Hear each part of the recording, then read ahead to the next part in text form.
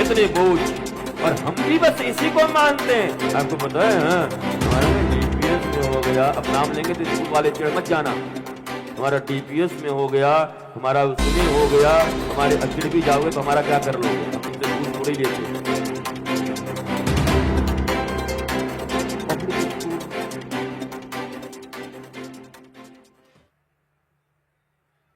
हमने सुना है कि डिमांड जैसी होती है सप्लाई भी वैसी ही होती है।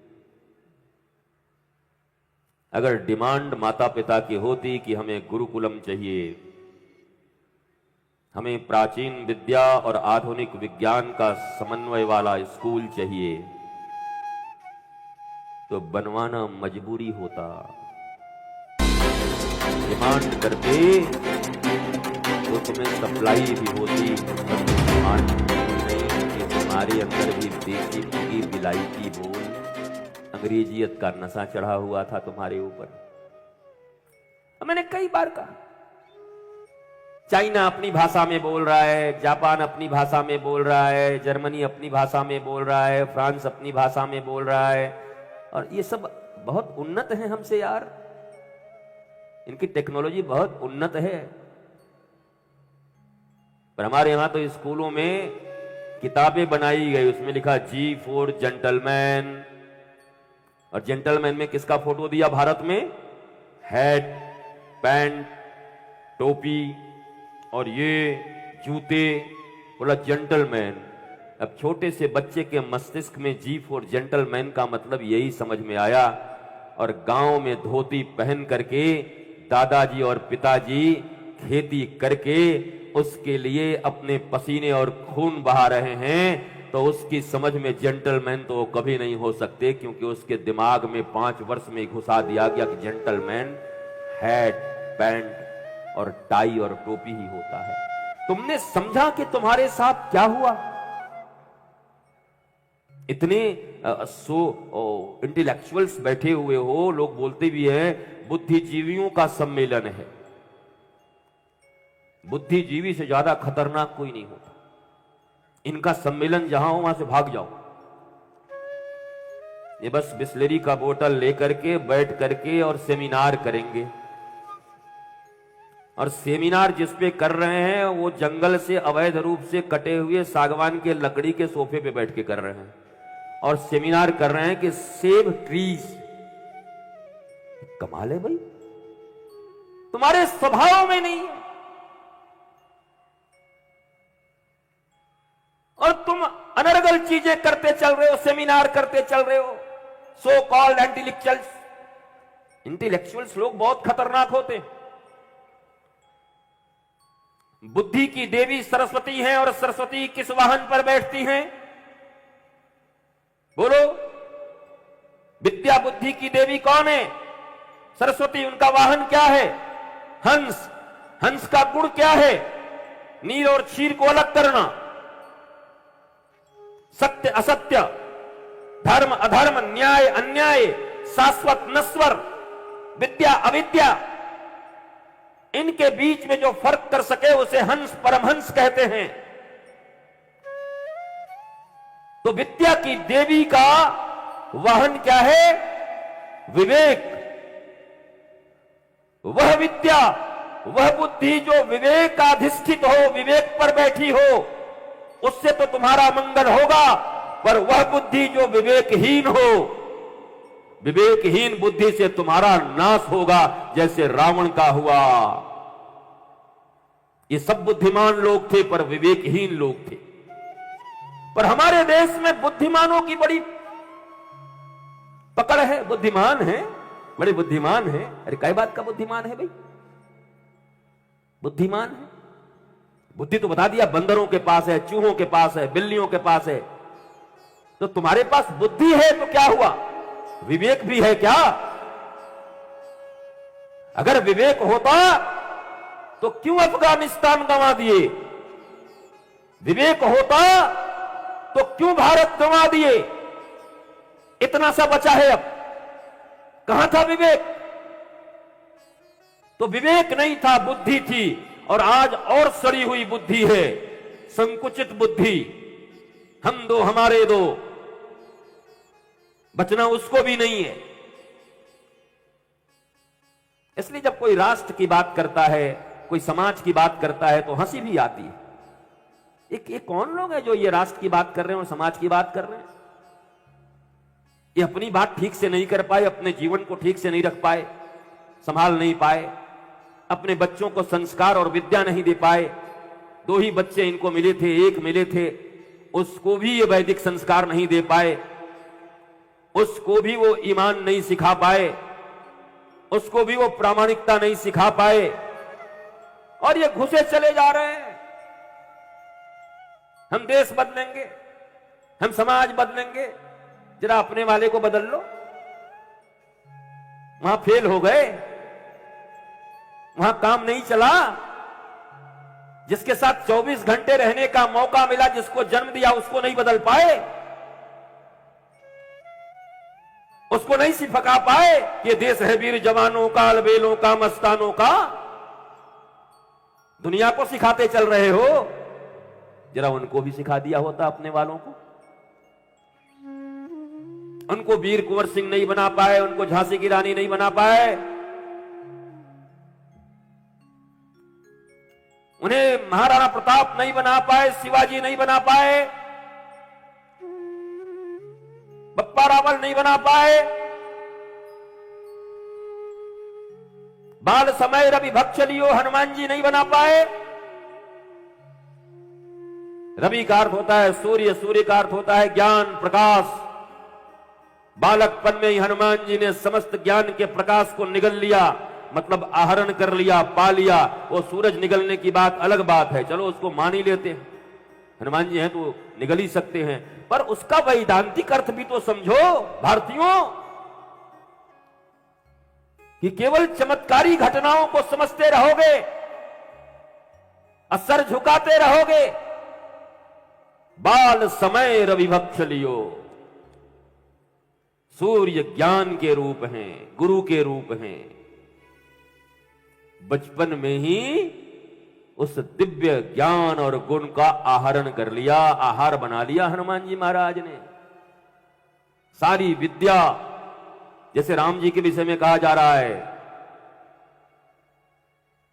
गुरु गृह पढ़न गयो रघुराई, अल्पकाल विद्या सब पाई। श्री कृष्ण जी उज्जैन में गए, उज्जैन से सब प्राप्त करके आ गए। तो ऐसे ही हमारे बच्चे भी यह गुण और यह ज्ञान प्राप्त करें। इस राष्ट्र कथा के माध्यम से राष्ट्र के शिक्षा नीति के परिवर्तन का भी आधारभूत कदम उठाया जा रहा है। उधर से बदले न बदले, पर याद रखना, ये शरीर जब तक जिंदा है, भारत के कोने कोने में सनातन शिशुशाला, सनातन गुरुकुलम और सनातन विश्वविद्यालय को मैं खोलकर और पूरा करके जाऊंगा। इस देश को यह दे के जाऊंगा। सरकारों के भरोसे नहीं बैठते।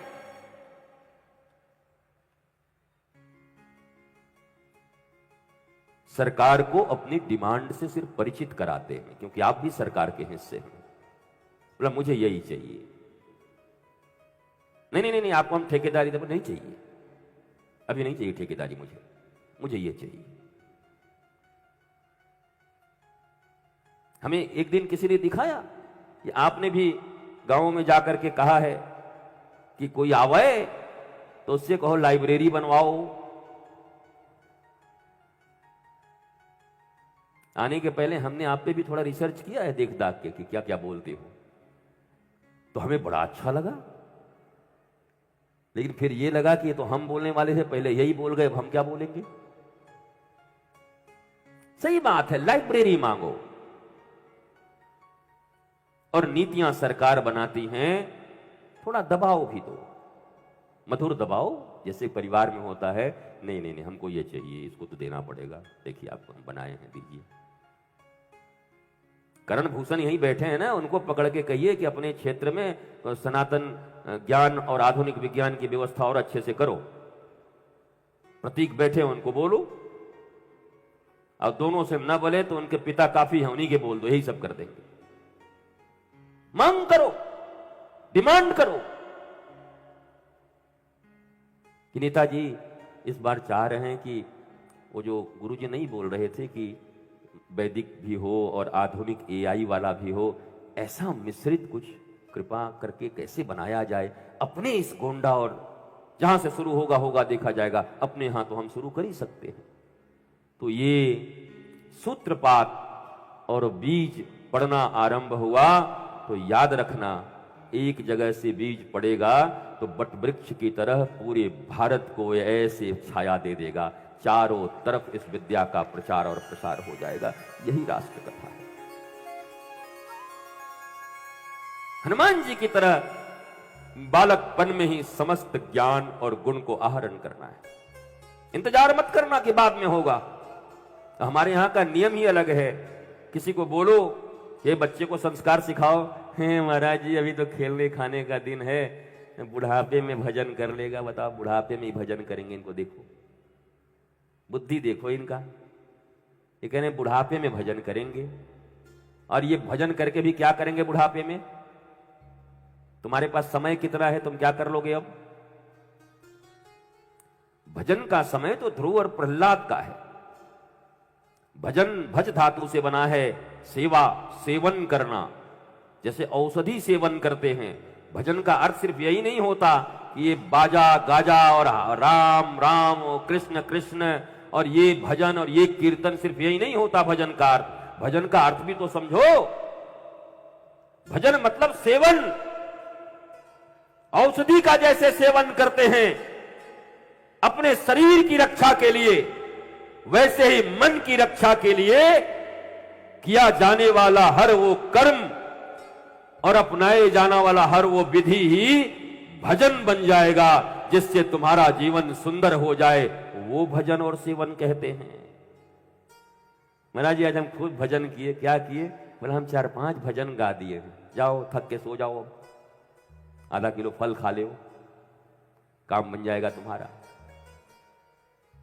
भारत को अर्थ समझना होगा, अपने संस्कृत को, थोड़ा थोड़ा हिंदी को और इंग्लिश जरूर पढ़ो, क्योंकि समझना चाहिए। विश्व में आना जाना पड़ेगा, लोग आएंगे, बुरी भाषा नहीं है। बस अपने भाषा के प्रति, चूंकि आप यहां जन्म लिए हो तो आपको उसी भाषा में सब कुछ समझ आएगा। संस्कृत जानना इसलिए जरूरी है कि ट्रांसलेशन तो ट्रांसलेशन होता है, पर नहीं जानते तो कोई बात नहीं, अब ट्रांसलेशन से भी काम चल जाएगा।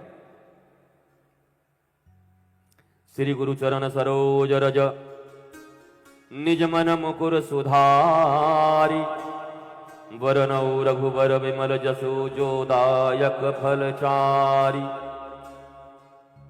हनुमानगढ़ी हनुमान जी महाराज की कृपा से ये कथा हो रही है।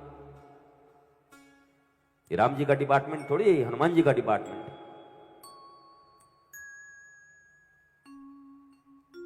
हनुमान चालीसा में भी देखो कितना प्यारा गुरु की कितनी महिमा गाई गई है। श्री गुरु चरण सरोज रज, जो लिख रहे हैं पहले अपने गुरु को याद कर रहे हैं।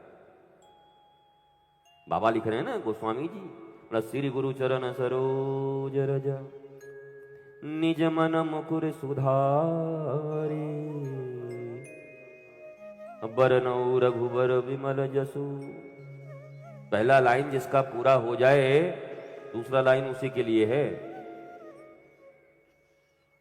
गुरु चरणों की कृपा से जिसके मन मुकुर में सुधार हो जाए, वास्तव में रघुनाथ के विमल यश और कीर्ति के गायन का अधिकार उसी के पास है। श्री गुरु चरण सरोज रज और निज मन मुकुर सुधारी, और अब बरनौ रघुबर विमल जसु जो दायक फलचारी। धर्म अर्थ काम मोक्ष, धर्म गायब है, मोक्ष गायब है, काम और अर्थ की नदी बह रही है। जिसको देखो उसी के पास कामना है, जिसके पास देखो बाप बड़ा ना भैया, सबसे बड़ा रुपैया, ताता थैया, नाचो भैया। अर्थ और काम की नदी बह रही है, पर धर्म और मोक्ष गायब हो गया। जैसा सदा देखते हैं, इस सरयू के तट पर हम बैठे हैं, सरयू जी जब अपने किनारे में बहती हैं तो आरती होती है, लोग दर्शन करते।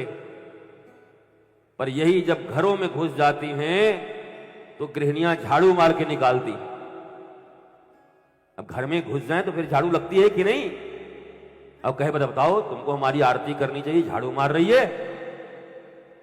तो कह देते हैं कि मर्यादा में रहोगे तो आरती होगी, अब मर्यादा किनारा तोड़ोगे तो झाड़ू लगेंगे।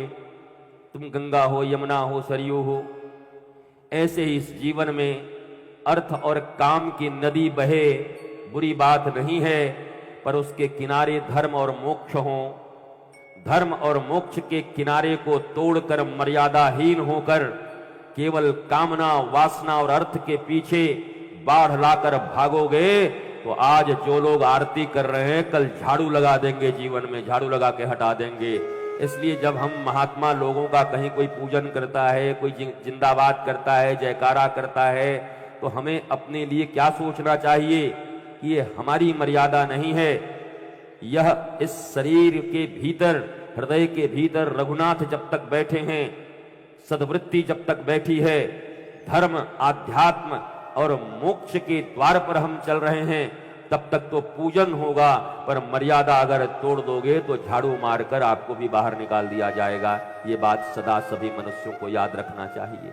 पर हम केवल और केवल धर्म और मोक्ष को छोड़कर दो ही जगह पर केंद्रित हो गए, पैसा कमाओ और अपनी सारी इच्छा पूरी करो। कामना वासना, कामना वासना अर्थ। और आप देखते नहीं चेहरे कैसे हैं लोगों के, आप खुद ही देखिए, अपने मित्र का चेहरा देख लीजिए, गांवों में चेहरा देख लीजिए, शहरों में देख लीजिए, सबके लटके भय चेहरे हैं, ऐसे निकलते हैं लटका के चेहरा कि लगता है घर में क्या हो गया है। पूछो क्या हो गया, अरे यार क्या कहें, बड़ी मुश्किल चल रहा है, बड़ी संघर्ष चल रहा है। वो दिन कब आएगा जब प्रातः उठ करके कहो आनंद है। कोई पूछे बोला आनंद है, आनंद और सचमुच हो तब कहो, पड़ोसी को जलाने के लिए नहीं कि भीतर से जले मरे जा रहे हैं और भीतर आनंद है, पर भीतर से तो पता है कितना आनंद है। पर वास्तविक आनंद हो ज्ञान का, ज्ञान का आनंद ही होगा, तभी मुस्कुराकर मिल सकते हो लोगों से और जी सकते हो। नहीं तो ऊपर से चेहरे कैसे भी बनाए रखो, भीतर क्या चल रहा है वो तुमसे अच्छा कौन जानता होगा कि क्या क्या चल रहा है भीतर में। ऐसी मशीन निकल जाए कि मनुष्य के मन का पहचान कर ले तो मुझे लगता है 1 मिनट में सारे संबंध टूट जाएंगे लोगों के। अभी पांडाल में हम ही को कितने लोग गरिया रहे होंगे तुमको क्या पता है। वो मशीन निकल जाए टन टन ऐसे करके, बोला हाँ ये गाली, बोला ये ताली, ये गाली ये ताली, वो आदमी का संबंध ही खत्म हो जाएगा। मन को जान ले तो बढ़िया है, मन को छुपाने में हम लोग समर्थ हैं, मन की बातें अंदर रख पाने में समर्थ हैं, पर वो व्यवहार में कहीं ना कहीं आता ही है। राष्ट्र का निर्माण व्यक्ति के निर्माण से संभव है, और राष्ट्र कथा का अर्थ है व्यक्ति कथा, मनुष्य कथा। एक मनुष्य, और मनुष्यों में भी छात्र क्यों कहा गया, क्योंकि अभी नन्ही कोपलें सीखने की ओर आगे बढ़ी हैं। उनको जो सिखा दिया जाए, शिक्षा शब्द सीखने को कहते हैं, शिक्षा, शिक्षा सीखो, सिखाओ, और विद्या कहते हैं सा विद्या या विमुक्तये। विद्या वो है जो हमें समस्त बंधनों से मुक्त करती है, सारे बंधनों से मुक्त कर दे। कौन सा बंधन? पारिवारिक बंधन नहीं, नहीं, उसमें बंधे रहो। धर्म का बंधन बंधा रहे, प्रेम का बंधन बंधा रहे। कौन सा बंधन? डिप्रेशन के जो बंधन में बंधे हो, तनाव में हो, अभाव में हो, तकलीफों में हो, दुख में हो, शोक में हो, इस बंधन से मुक्त होना है।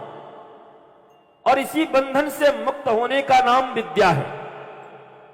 और ये विद्या व्यासपीठ से ही प्रवाहित होती है।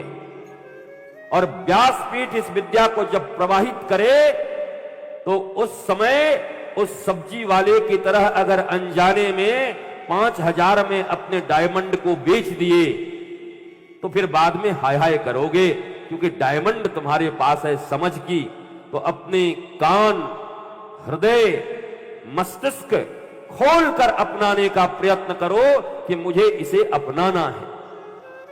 ये आदत वदत नहीं सुधरती आदमी की। वो आज संकल्प करोगे कल टूटेगा। सारी दुनिया इसी में तो परेशान है ना। लोग कहते हैं अपना आदत सुधार, नहीं सुधरेगा भैया, कैसे सुधर जाएगा।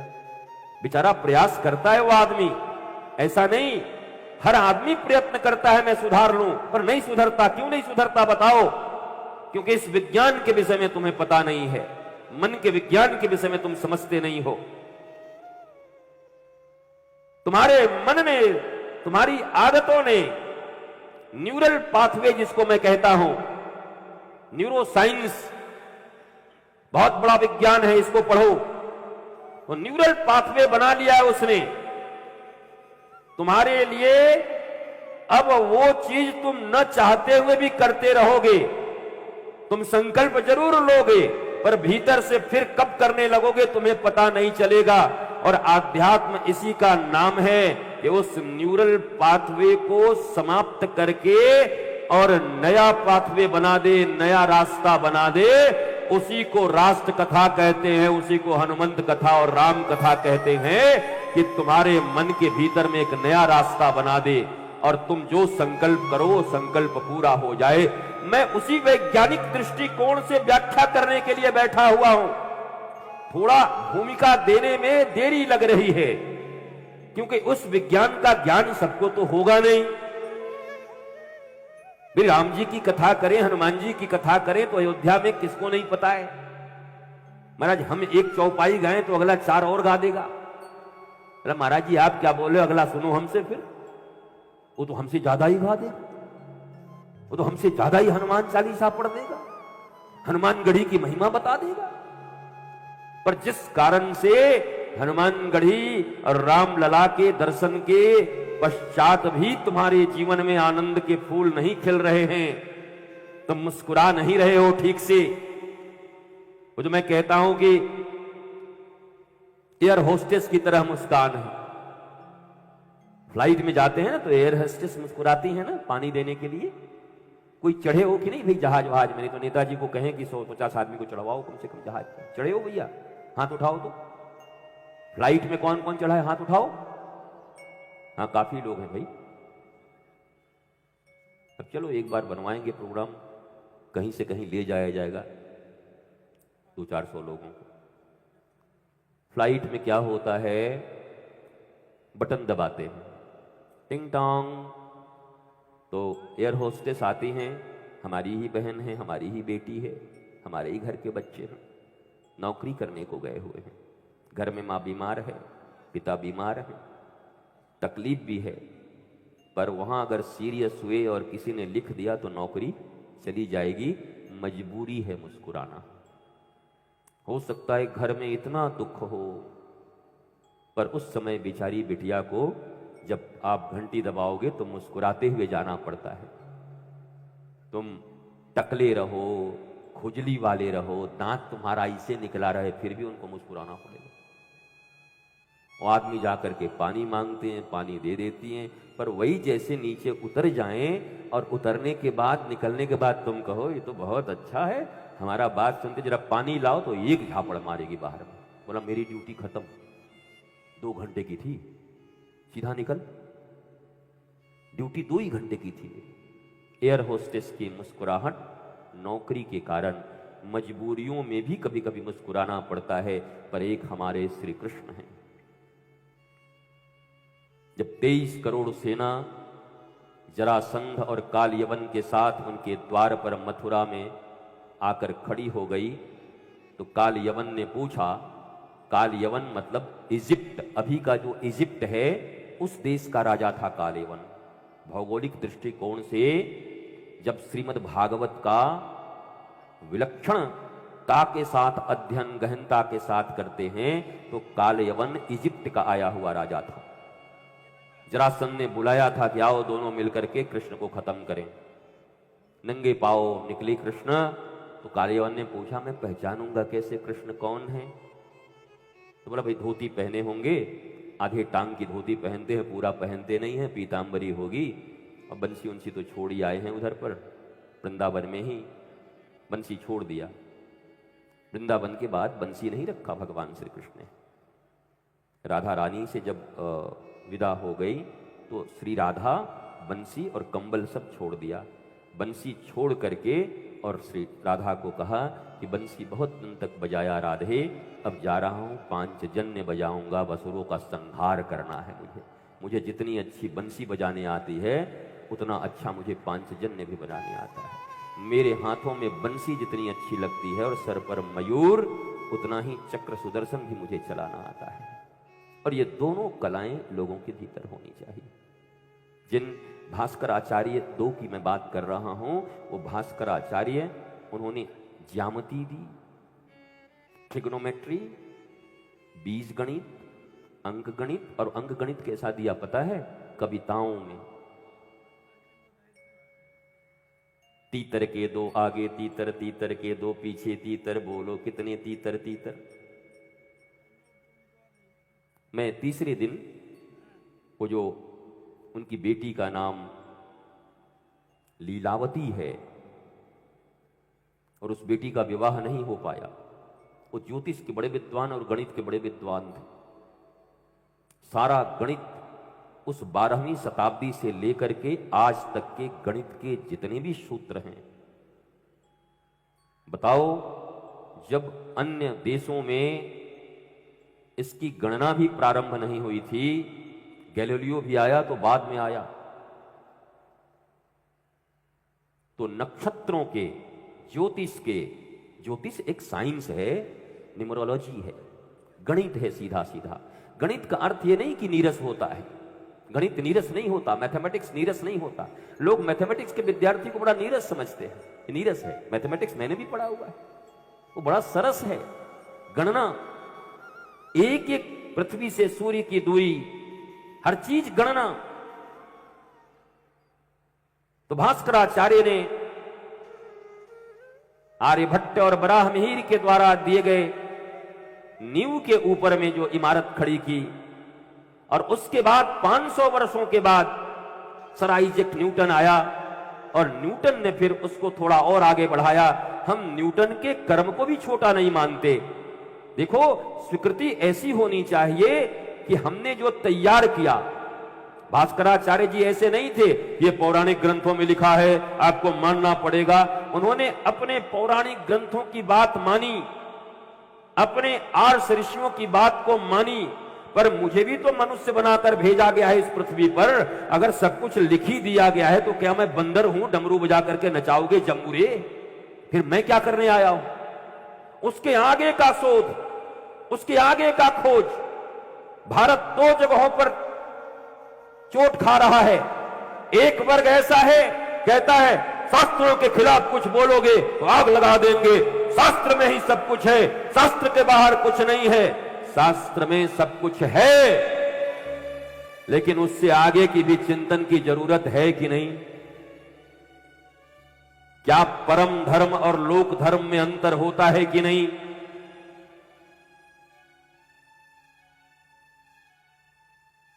हमें आगे का भी चिंतन करना। उन शास्त्रों में दिए सूत्रों को, कहते हैं पिता जब अपने पुत्र को धन देता है, या व्यापारी पिता होता है, पुत्र को कोई बिजनेस देता है, तो उसकी आकांक्षा होती है कि देख मेरे पास कुछ नहीं था, ये 2 दुकान मैंने खोल कर दिए हैं, जा तो इसे 10 बना देना। उसकी आकांक्षा होती है विस्तार करे। हमारे आर्ष ऋषियों ने हमें जो विज्ञान दिया, हमें जो मैथमेटिक्स दिया, हमें जो अंतरिक्ष का विज्ञान दिया, इसरो वालों ने अच्छा किया कि 1134 में जन्मे भास्कराचार्य के नाम पर 2 उपग्रह, पहले भास्कर 1 और भास्कर 2 करके लॉन्च किया। तो धन्यवाद है इसरो वालों को कि आपने अपने प्राचीन ऋषि का सम्मान किया और ये बताया कि ये 800 वर्ष पहले ही इसके कार्य प्रारंभ हो गए थे। पर ये कह के अगर वो चुप हो जाते, जो था हो गया, अब आगे काम करने की जरूरत नहीं है, तो फिर आगे का अनुसंधान कैसे होगा? तो ये कट्टरता छोड़ो और यही कट्टरता जिन जिन संप्रदायों में है, मतों में है, उसके कारण आज पूरी दुनिया संकट में पड़ी हुई है। अगर केवल किताबों से ही दुनिया चलेगी तो तुम जिंदा क्यों हो? संविधान बनते हैं मनुष्य के लिए, मनुष्य संविधान के लिए नहीं बनता। धर्म का निर्माण हुआ है मनुष्य के लिए, मनुष्य धर्म के लिए नहीं बनता। मनुष्य का जीवन सुंदर हो, शाश्वत हो, आनंदित हो, इसके लिए धर्म है। जैसे संविधान के अनुच्छेद, संविधान में अमेंडमेंट्स किए जाते हैं समय समय पर, इसको बदला, 370 था उसको खत्म किया, ऐसे बहुत सारी चीजें हैं। वर्तमान समय में जब भगवान राम रावण से युद्ध कर रहे हैं तो रथों का युद्ध हो रहा है, जब महाभारत का युद्ध हो रहा है तो रथों से युद्ध हो रहा है। अगर आज भी कभी युद्ध छिड़ जाए, भारत के साथ किसी का छिड़ता ही रहता है, और कहें हम तो राम और कृष्ण के वंशज हैं, हम रथ से युद्ध लड़ने जाएंगे, तुमको भूटान हरा देगा, तुमको फिजी हरा देगा। बाकी की बात तो छोड़ो, रथ से लड़ोगे तो, रथ से लड़ोगे तो जीतोगे। रथ नहीं, राफेल चाहिए, क्योंकि लौकिक धर्म बदलता रहता है, परम धर्म सदा वही रहता है। परम धर्म, एब्सोल्यूट धर्म वही रहेगा। क्षमा, दया, धृति, ये जितने भी लक्षण हैं धर्म के 10 लक्षण, ये रहेंगे। पर भगवान श्री कृष्ण ने आखिर अर्जुन को ऐसा क्यों कहा? सर्वधर्मान परित्यज्य मामेकं शरणं व्रज अहं त्वा सर्वपापेभ्यो मोक्षयिष्यामि मा शुचा। बताओ, भगवान क्या अवतार लेकर के आए हैं और अपने चेला को सिखा रहे हैं कि धर्म का परित्याग कर दो। कैसे भगवान हो भाई तुम? कह रहे सर्वधर्मान परित्यज्य, छोड़ दे सारे धर्म को। लोग चिंता में पड़ गए, बताओ भगवान कह रहे हैं धर्म छोड़ दो। इनका आगमन हुआ है धर्म संस्थापनार्थाय संभवामि युगे युगे। ये धर्म की स्थापना के लिए युग में आते हैं और अपने प्रिय चेला को कह रहे हैं धर्म का परित्याग कर दे। वही क्या कभी आपके मन में ये कौतूहल नहीं उठता, कभी ये प्रश्न नहीं उठता? क्योंकि तुम गीता का पाठ भी करते हो तो डर के मारे करते हो कि गीता का पाठ करोगे तो बिजनेस चल जाएगा, गीता का पाठ करोगे तो लड़की का ब्याह हो जाएगा, गीता का पाठ करोगे तो ठेकेदारी मिल जाएगी। अरे भारत के नौजवानों, भारत के लोगों, प्रज्ञाहीन लोगों, ज्ञान की इमारत पर बैठे हुए भारत के वो लोग जो हमारे, क्या हो गया? अरे आओ, आने जाने दो, कोई बात नहीं, लोग आए जाए तो उससे क्या दिक्कत है? आप इधर देखिए, कोई बात नहीं। आपको भी तो मौका चाहिए था, कुछ हो तो हम भी उधर देखिए। मन तो अपना भी नहीं लग रहा था, तो एक छिटकिली भी आ जाए तो आदमी का ध्यान उधर चला जाता है। स्कूल में हम लोग थे ना छोटे में, तो लाल डायरी में जब चपरासी लेकर के आते थे प्यून, तो ये पता होता था कि बीच की घंटी में अगर ये आ गया तो कोई ना कोई मरा और अब छुट्टी हो जाएगी। ऐसे ही होता था अक्सर हमारे यहां। तो जैसे ही लाल डायरी कोई लेके आता था, हम बच्चे हंसने लगते थे। अब सोच के इतना दुख होता है, बताओ कोई मर गया और हमसे हमको छुट्टी चाहिए थी। तो ऐसे ही एक छिपकली भी कोई देखे तो उसको लगता है चलो कुछ तो छुटकारा मिला, क्योंकि मन तो अपना भी नहीं लग रहा और लगेगा भी कैसे। मन के अनुकूल अगर गुरु मिल जाए तो सत्यानाश है तुम्हारा। ध्यान रखना, लोग कहते हैं महाराज जी हमको ना मन के लायक गुरु कोई मिल जाए। मन के लायक? तुम्हारा मन ही तो तुम्हारी दुर्गति करके रखा है। गुरु जब भी मिलेगा मन के प्रतिकूल मिलेगा। बोले गुरु जी हमसे नाराज रहते हैं। नाराज सबका अर्थ होता है राजी नहीं है। याद रखो, जब तक एक शिष्य के भीतर में सदगुरुत्व का अवतरण न हो जाए ज्ञान के माध्यम से, तब तक गुरु नाराज ही रहता है। राजी नहीं हूं तुमसे, अभी और कुछ करो, और कुछ करो। इसको नाराज कहते हैं। नाराज, मैं राजी नहीं हूं, आपके पास बहुत कुछ करने को और कर सकते थे, और करो, इसको नाराज कहते हैं। हमको मन के लायक गुरु चाहिए। राम राम, तुम्हारे मन के जैसा गुरु मिल गया तो अंधा गुरु बहरा चेला, मांगे गुड़ तो देवे ढेला, नरक में भी ठेलम ठेला। भगवान से प्रार्थना करना कि मेरे मन के लायक मेरा गुरु नहीं होना चाहिए, बिल्कुल मेरे विरुद्ध विपरीत, क्योंकि मेरे मन के कारण जहां जहां मुझे दुख होता है, जहां जहां मेरा पतन होता है, जिस कारण से मुझे जीवन में चिंताएं धरी हैं, उस मन के परिष्कार के हेतु ही मेरे द्वार पर मेरे गुरु का आगमन होगा, कि मन के उन लक्षणों से हमें मुक्त कर दें, ताकि मैं भी शाश्वत आनंद में इस पूरे जीवन को जी सकूं।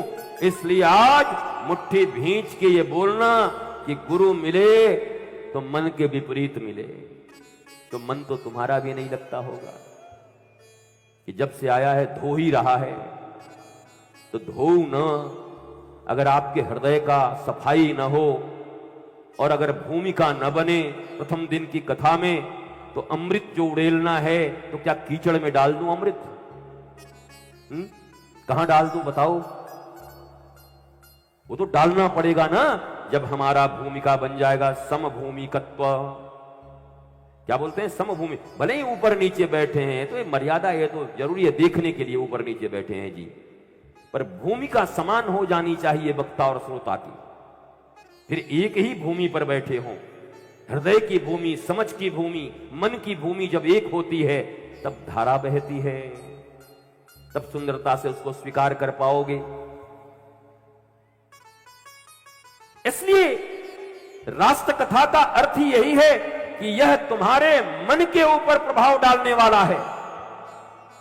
और जैसा मैंने कल कहा था कि एक एक बच्चे निकल करके एक यूनिवर्सिटी का काम करेंगे, विश्वविद्यालय, विद्यालय, विद्या आलय, विद्या पाने का घर, विश्व, समग्र विश्व मनुष्य से ही तो हुआ है।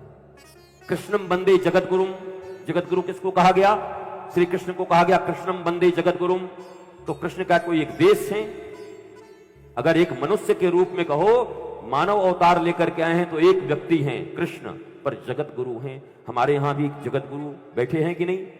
जगत गुरु बैठे हैं। जगत गुरु का अर्थ क्या होता है? जगत गुरु का अर्थ ये नहीं होता कि पूरा जगत उनको जाने, जगत गुरु का अर्थ ये कभी नहीं होता। जगत गुरु का अर्थ होता है जिनकी बातें जगत के ऊपर लागू हों, उनको जगत गुरु कहते हैं। जगत जाने न जाने कोई फर्क नहीं पड़ता, पर जगत के ऊपर वो बातें लागू हैं जो कह रहे हैं, वो करेंगे तभी जीवन में। हमको 10,000 आदमी जाने की, 2,000 जाने की, 1,000 जाने, उससे मेरे जगत गुरु और सदगुरुत्व को क्या फर्क पड़ता है? एक आदमी जाने क्या फर्क पड़ता है जी? पूरी दुनिया में किस जगत गुरु को जानते हैं? बुलाओ भारत के किसी भी जगत गुरु को, दुनिया का एक एक आदमी जानता होगा। 8 अरब लोग जानते होंगे। है कोई? 8 अरब लोग। जगत का मतलब विश्व, होल यूनिवर्स।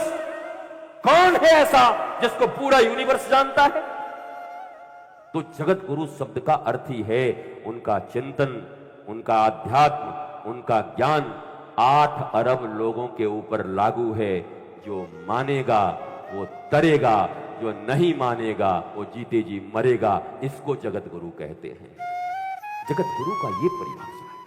हमें जाने न जाने क्या फर्क पड़ता है उससे।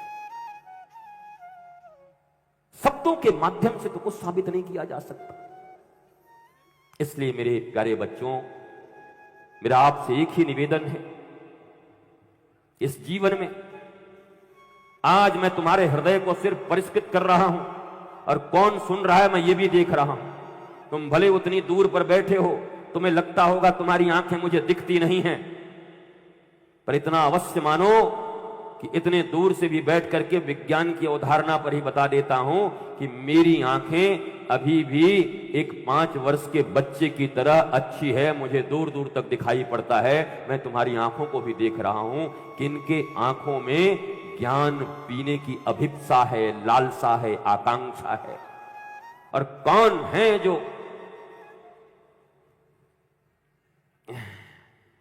वो भी दिख रहा है। कोई बात नहीं, तुम्हारा मन तुम्हें रोक रहा है इसे सुनने से, और वो भी छोटे से कंफर्ट के लिए। ये भी जाते तो वहां चले जाते, अब भोजन हो जाता, थोड़ा उधर बैठ जाते। एक छोटे से कंफर्ट के लिए अपनी पूरी जिंदगी तुम खतरे में डाल रहे हो, क्योंकि यहां के मिले हुए सूत्र तुम्हारे जीवन में आमूल चूल परिवर्तन लाएंगे। और इस बात को याद रखना, मनुष्य तो गिरता सदा है, ऐसा कोई माई का लाल पृथ्वी पर नहीं है। 90 साल की आयु में भी गिरना पड़ता है। संत जितने भी हैं उनका एक ही चीज कहना है कि इस दुनिया में भरोसेमंद एक ही चीज नहीं है, वो मन पे भरोसा मत करना, वो कब गिरा दे। ये नंबूदरीपाद केरल के कभी सीएम रहे, वामपंथी, पूरा जीवन वामपंथ का झंडा उठा के घूमे, और मृत्यु के 1.5 साल पहले सारे वेद शास्त्र, ध्यान, धारणा और सनातन के एक एक चीजों के प्रति उनका ऐसा झुकाव हुआ। इसलिए जरूरी नहीं कि किसके भीतर कब परिवर्तन हो जाए। हमारे भगवान श्री राम के पूर्वज राजा खटवांग, 2 घड़ी बची थी, 48 मिनट। बोला भैया बताओ मेरा क्या होगा, अब तो 2 घड़ी का जीवन है। बोला 2 घड़ी, 1 क्षण, 1 निमिष काफी है। जीवन के अंतिम क्षण में भी ये प्रज्ञा और प्रबोध आ जाए तो ये बात सनातन दृष्टि के अनुसार अगला जन्म अगर होगा तो सुधर जाएगा। पर मैं ये कहता हूं, जब इस जन्म में ही आनंद का अवसर है तो हम अगले जन्म की चिंता क्यों करें? हम इस जन्म में आनंदित क्यों नहीं होते? जब ऑप्शन उपलब्ध है कि इस जन्म में भी मुस्कुरा के जी सकते हो, अगले जन्म में भी जी सकते हो, तो हम क्या कहते हैं? अब ये जन्म तो बर्बाद हो गया महाराज, अगले ठीक हो जाए। क्यों बर्बाद हो गया भैया? बर्बाद हो जाता तो ये इतने पैसे खर्च करके बर्बाद करने के लिए यहां बैठे हम लोग। राष्ट्र कथा का इतना बड़ा आयोजन बर्बाद करने के लिए, आबाद करने के लिए ही है। तो एक क्षण में भी बात बन सकती है, और इसलिए निश्चल मति होकर के कथा का श्रवण करना।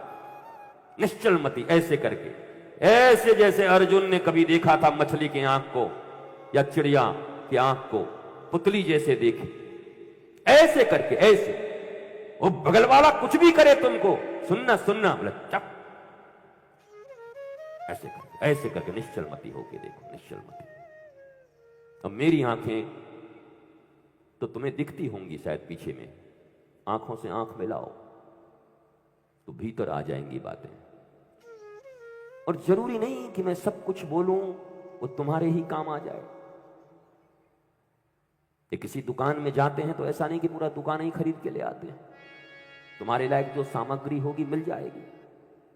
पर अगर तुम चूक जाओगे तो ये तुमको पता कैसे चलेगा कि तुम्हारे लायक कौन था? इसलिए श्रवण तो पूरा करना पड़ेगा। तो हनुमान जी महाराज की तरह बाल समय रवि भक्ष लियो, इस बालकपन में ही हमें रवि का, सूर्य का, ज्ञान का नहीं कहते। अरे हम वेद शास्त्र सब घोर के पी गए हैं, नहीं कहते। केमिस्ट्री तो हम घोल के पी गए हैं, हिस्ट्री तो हम घोल के पी गए हैं। वैसे ही बाल समय रवि भक्ष, केमिस्ट्री घोल के पी गए हैं तो क्या केमिस्ट्री का किताब घोल के पी जाते हैं क्या? कहते हैं ना कि मैथमेटिक्स तो मैं घोल के पी लिया हूं, गुरुजी इकोनॉमिक्स तो हम घोल के पी गए हैं। मतलब इकोनॉमिक्स मेरा साउंड है, मुझे सब आता है, मैं सब पढ़ लिया हूं। इसका अर्थ यह नहीं है कि केमिस्ट्री का पन्ना फाड़ करके मिक्सी में डाल करके घोल के पी गए तो सारा केमिस्ट्री हमको आ गया। ऐसे ही वेद शास्त्र घोल के पी गए। वैसे ही हनुमान जी के लिए लिखा है बाल समय रवि भक्ष लियो। हनुमान जी ने अगर सूर्य खा लिया तो तुम क्या? तुमको हम एक अग्नि का अंगूरा देते हैं, उसको खा के दिखाओ, देवें जीभ पर भी खाने के लिए, खाओगे? तो काहे को इतना बड़बड़ा रहे हो भाई? देखिए हमारे हनुमान जी सूरज निकल गए, अब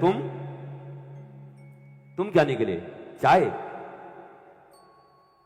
क्या क्या मतलब?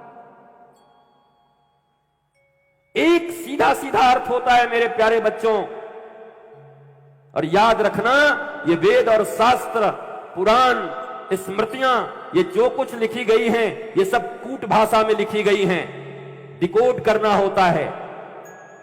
मिलिट्री वालों को देखते हो, hello hello, alpha alpha, beta beta, gamma gamma, yes sir, alpha beta gamma, yes sir.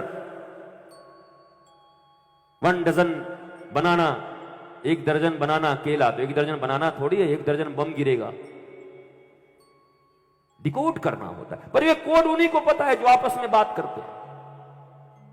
और कई बार जब आतंकवादियों के बीच में बातचीत होती है तो डिकोड किया जाता है उसको सुन करके कि इस शब्द का अर्थ क्या है। शास्त्र में सीधा कुछ लिखा ही नहीं, इसलिए तो इतनी भ्रांतियां हैं, इसलिए तो भारतीयों को जवाब देते नहीं बन रहा है अपने शास्त्रों के विषय में। शिव महापुराण के विषय में बोलो, श्रीमद् भागवत महापुराण के विषय में बोलो, तुम्हारे जितने भी शास्त्र हैं, अरे मैं ही तुमसे प्रश्न कर देता हूं, जवाब देना है तो दे के दिखाओ। दे पाओगे?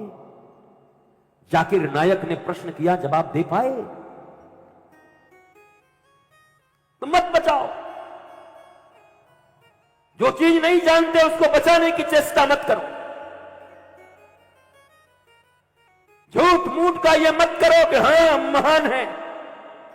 यू हैव टू नो, आपको पहले जानना पड़ेगा, क्योंकि ये सारी चीजें कथाओं के रूप में संजो करके रखी हुई हैं। जब दिव्य आत्मज्ञान से प्रेरित कोई महापुरुष इनके कोड को तोड़ तोड़ के तुम्हें समझाएगा, तब तुम्हें समझ में आएगा। और नहीं, रोज लड़ाइयां बढ़ती जाएंगी, एक एक पन्ने पर रामायण के एक एक पन्ने पर युद्ध होंगे, और बचाते रह जाओगे कि ताड़ना का अर्थ यह है, ताड़ना का अर्थ यह है। कोई नहीं सुनेगा, तुम बोलते रहो। सुनने वाले यही इतने हैं। 8 अरब की जनसंख्या में सनातन संस्कृति को मानने और जानने वालों की संख्या कितनी है, और उस सनातन संस्कृति में फिर संप्रदाय कितने हैं, और उन संप्रदायों में भी फिर अलग अलग लोगों के फॉलोअर्स कितने हैं, और सुनने वाले कौन किसके हैं। तो अगर करोड़ों अरबों लोगों में 500 आदमी को अगर समझा ही दिए, चुप ही कर दिए, तो क्या पा जाओगे? कुछ मिलेगा? क्या करोगे? उत्तर दो ना। चिढ़ लगती है तुमको, वो क्यों कर दिया, वो हमारे रामायण के लिए ऐसे क्यों बोल दिया, वो गीता के लिए ऐसे कैसे बोल दिया, वो ऐसे उनको भगवान के लिए कैसे बोल दिया। तो तुम ही जरा वर्णन कर दो कि तुम क्या बोलोगे। तुम क्यों अज्ञानी बने बैठे हो? तुम्हें भी तो 90 साल का जीवन मिला था, तुमने अध्ययन क्यों नहीं किया? वेद वेदांत सार सिद्धांत तुमने क्यों नहीं पिया? तुम जवाब दे देते सामने आकर के, तुम दे नहीं पाओगे, तुम्हारे बच्चे दे नहीं पाएंगे। तो ये जबरी का काम नहीं चलता दुनिया में। ज्ञानी नाम अग्रगण्यम सकल गुण निधानम। ज्ञानवंत होना होता है। And there are big difference between literacy and education, information and knowledge. Information अलग है, नॉलेज अलग है, लिटरेसी अलग है, एजुकेशन अलग है। और शास्त्र शब्द का अर्थ क्या है? जूलॉजी, भूगर्भ शास्त्र। शास्त्र केवल ऐसा थोड़ी है कि यही है, शिव महापुराण शास्त्र हैं, भागवत महापुराण शास्त्र हैं। भूगर्भ शास्त्र, जियोलॉजी, भूगर्भ विज्ञान, न्याय शास्त्र,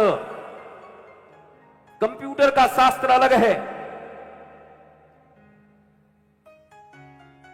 शास्त्र, आप तो व्याकरणाचार्य यहां बैठे हो, आप प्रतिपादित करो इन सब चीजों को, और आप करते भी हैं। बड़े तौर पर करना होगा, हमारे विद्यार्थियों के बीच हमें देना होगा। शास्त्र शब्द आया कहां से? सस धातु से।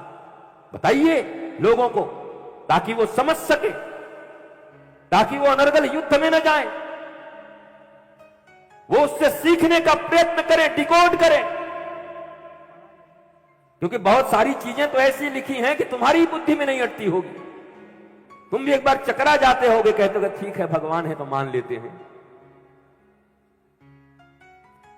पर विज्ञान तर्कों के द्वारा, प्रमाण के द्वारा मानता है, और आज की दुनिया प्रमाणों से ही चलती है। और कमजोर नहीं है हम, सनातन संस्कृति, सनातन धर्म कमजोर नहीं है। हमको आपको बचाने की जरूरत नहीं है, हम आप बचाते नहीं हैं, बल्कि अपनी कमजोरी सिद्ध करते हैं। जानिए और जान करके ऐसे खड़े होइए और लोगों को बताइए कि इसका डिकोड आज मैं करने वाला हूं। इस श्लोक का, ये कथाओं में लिखी गई चीजें हैं, उससे हमें समझना क्या है। वो सारगर्भित किसी सदगुरु, जगत गुरु, किसी शास्त्रज्ञ, विज्ञ और वर्तमान समय के आधुनिक विज्ञान से समन्वित महापुरुष के द्वारा जब उसकी व्याख्या होगी, तब तुम भी उसको समझ जाओगे कि हां, ये डिकोड कर दिया इन्होंने। वो जबरदस्ती समझाने से कोई बच्चा नहीं समझने वाला। यहां पर वो मुस्कुराते हैं, हंसेंगे, उनके बुद्धि में नहीं आती। माता पिता हैं तो मान लेते हैं, दादाजी हैं तो मान लेते हैं, पंडित जी कह रहे हैं इसलिए मान लेते हैं, बट मान लेते हैं, जरा जना दो उनको तर्कों के साथ समझा दो। क्योंकि इंटरनेट के युग में बिना तर्क के कोई कुछ मानने वाला नहीं है। भले 10 मिनट के लिए खामोश हो जाएगा, ठीक है गुरुजी आए हैं, हम कुछ नहीं बोल रहे हैं, आपका हम सम्मान करते हैं, बट आपकी बातों से हम सहमत नहीं हैं। पर सनातन शास्त्र को हम एज इट इज प्रस्तुत कर रहे हैं, ये ठीक नहीं है। इसलिए राष्ट्र कथा है ब्रिजभूषण शरण सिंह। ये राष्ट्र कथा इसीलिए है कि ये राष्ट्र की दशा का निर्धारण करेगी। यहां शास्त्र से लेके संविधान तक पर चर्चा होगा और यहां धरती से लेके आसमान तक की चर्चा होगी, सुई से लेके हाथी तक की चर्चा होगी। और इन सब चर्चाओं से कोई बात नहीं बनेगा। बाहर के डेवलपमेंट की चर्चा कम होगी, मनुष्य अंदर से कैसे विकसित हो जाए उस पर चर्चा ज्यादा होगी। क्योंकि मनुष्य ही ऋषि की तरह प्रकट होकर के निकलेगा पांडाल से कि अब मैं ऋषि हो गया, अब मैं रिसर्च करता हो गया, अब मैं इस चीज को समझ गया। जानने दो। कथा भी जब धंधा बन जाए, हम बोलने में पीछे नहीं हटते। हमें न किसी से भय लगता है और न हम किसी के भय में जीते हैं। आयु इतनी हो गई है, हर क्षण अंतिम क्षण है। और संत और साधारण व्यक्ति में क्या अंतर है? साधारण व्यक्ति 100 साल का अपना बना रहा है, परसों ये करेंगे, परसों ये करेंगे। संत इसी क्षण को अंतिम मानता है। जो श्रेष्ठ कर्म हो सकता है इसी क्षण करना है, आगे कुछ पता नहीं है क्या होगा। यही अंतर है, भय कुछ नहीं है। कथा का अर्थ है मनुष्य के जीवन से अज्ञान की व्यथा को मिटाना। पर हां, जो कथाकारों को गाली देते हैं वो भी ठीक नहीं। एक साधारण फिजिक्स पढ़ाने वाले, केमिस्ट्री पढ़ाने वाले, इकोनॉमिक्स पढ़ाने वाले, मोबाइल के विषय में बताने वाले, टीवी का चर्चा करने वाले, वो सब भी जब आपको पढ़ाते हैं तो पैसे तो लेते हैं, फीस लेते हैं ना। डॉक्टर लेते, इंजीनियर लेते, आर्किटेक्ट लेता, सजाने वाले लेते, टेंट वाले, पंडाल वाले, लाइट वाले लेते। वैसे ही जीवन में कुछ सुमधुर चीज सुनना हो, कुछ ज्ञान सुनना हो, और अगर उन्होंने पढ़ा है और वो विद्या वितरण कर रहे हैं और उसके बदले में वो कुछ ले रहे हैं, तो कोई अपराध भी नहीं कर रहे हैं। मैं उनके विरुद्ध नहीं हूं, पर इतना जरूर कहता हूं कि विद्या सरस्वती हैं, सरस्वती हमारी मां हैं। हमें भी इस बात का ध्यान रखना चाहिए कि मां सबके ऊपर कृपा करने वाली होती है। ममता से मां को बेचा नहीं जाता है। मां बेचने के लिए नहीं बनी है, हम विक्रय के लिए नहीं बैठे हैं। और तुम अगर क्रेता बन गए, जिस दिन खरीदार बन गए, जैसे टेंट लगवाया, पांडाल लगवाए, एलईडी लगवा दी, कुर्सियां लगवा दी, उस दिन बाबा भी खरीद के ले आए, तो तुम्हारा अहंकार तो फिर ऊंचे रहेगा। फिर तो तुम्हारा कभी भी साकार नहीं होगा जीवन। क्योंकि एक ही तो चीज है जीवन में। प्रजा के ऊपर पहले शासन कौन करते? प्रजा के हित के लिए राजा करते। और राजा के ऊपर शासन कौन करता? बोला धर्म करता। धर्म उनको दंड के अनुसार कि भैया ये दंड विधान है, राजा जी ऐसे चलो। पर वो अगर बिक गया तो सब मामला खत्म हो जाएगा। ये घालमेल, राजनीति और धर्म का घालमेल जो हुआ ये बुरा नहीं है। वो तो मैंने कहा चीनी पानी की तरह होना चाहिए, शरबत बना के पियो। धर्म और राजनीति को एक हो जाना चाहिए। थोड़ी बहुत भी अलग है तो बिल्कुल एक कर दो। और ये भी पाखंड है। और जो लोग कहते हैं हम राजनीति पर नहीं बोलेंगे, नहीं बोलोगे, किस लिए नहीं बोलोगे? राजनीति सब तय कर रही है कि भारत की जनता को कैसे आनंद मिलेगा, कैसे सुख मिलेगा, कैसे उनकी समृद्धि बढ़ेगी। तो आपका धर्म किस काम का कि भारत की जनता के लिए बोल ही न सके? तो ये भी कहना ठीक नहीं है कि हम राजनीति पर नहीं बोलते। धर्म के अंदर में सब समाहित है। धर्म मनुष्य के ऊपर शासन करता है और राजनीति करने वाले भी लोग मनुष्य ही तो हैं। तो उनके ऊपर शासन कौन करेगा? आध्यात्म ही तो करेगा। अगर उनका भी मन निर्मल हुआ, अगर उनके भी बोध हो गए, विवेक हो गए, तो भारतवर्ष में जब वो शासन और सत्ता में रहेंगे तो यहाँ की जनता और प्रजा आनंदित रहेगी, आह्लादित रहेगी, स्वयं आनंदित होकर के और चतुर्दिक विश्व को आनंदित बनाने का प्रयास करेगी। फिर जिस विश्व गुरुता की हम बात करते हैं वो जाके सिद्ध होगा। मौखिक रूप से विश्व गुरु बनने से कुछ नहीं होगा। मौखिक रूप से तो धर्म के नाम पर भी तीसरा चौथा तुम्हारा स्थान होगा। तुम्हारी जो फॉलोअर्स की संख्या है, तुम तो काय बात के विश्व गुरु बन जाओगे? तुम कैसे बन जाओगे? जिस मत को तुम मानते हो मत कितने लोग मानते? बोलो। क्रिश्चियनिटी, इस्लाम, हिंदुइज्म, बुद्धिज्म, ऐसे कितने हैं? तो तुम कितने नंबर पर हो? विश्व गुरुता तुम्हें केवल ज्ञान से मिलेगी। ज्ञान का अर्थ ही है समृद्धि, टेक्नोलॉजी, साइंस। जब हम कहते हैं धर्म का ज्ञान, आध्यात्म का ज्ञान, तो लोग मुंह नाक सिकोड़ने लगते हैं। तो क्या गुरुजी साइंस की जरूरत नहीं है क्या? अरे भाई, साइंस, विज्ञान ही तो कह रहे हैं, टेक्नोलॉजी, तकनीक। ब्रह्मास्त्र बिना टेक्नोलॉजी के बना होगा? भगवान शिव के पास इतने इतने अस्त्र, हनुमान जी के पास अस्त्र, हाथ वज्र अरु ध्वजा विराजे, बिना टेक्नोलॉजी के था।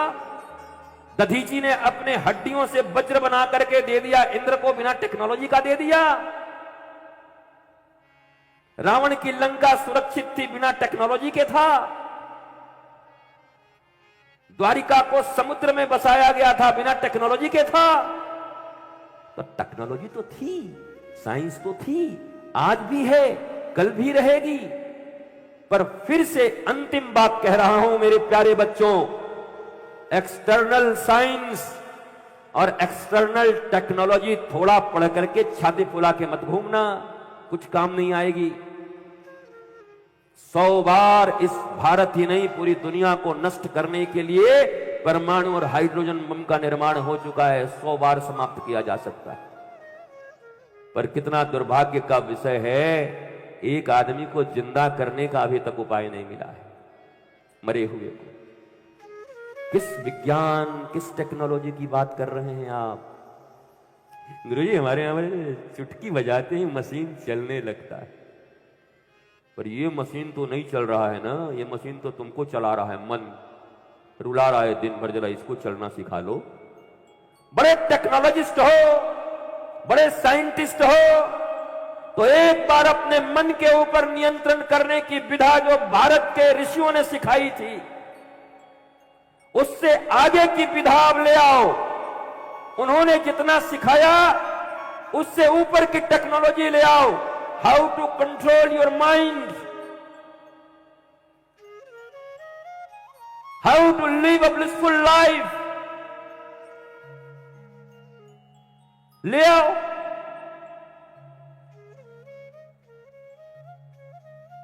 We all are here for eternal technology and science. हम सब यहां पर हैं कि इन 5 दिनों में आंतरिक साइंस एंड टेक्नोलॉजी के ऐसे ऐसे सूत्र हनुमान जी महाराज का दिया हुआ और अपने ऋषियों का दिया हुआ, भारद्वाज मुनि का दिया हुआ, कण्व ऋषि का दिया हुआ, और उसके आगे जिन लोगों ने इसे आगे बढ़ाया है वो टेक्नोलॉजी आज 21वीं शताब्दी 2 जनवरी 2026 के समय 3:25 पर, क्योंकि साइंस एंड टेक्नोलॉजी प्रतिक्षण बदल रही है।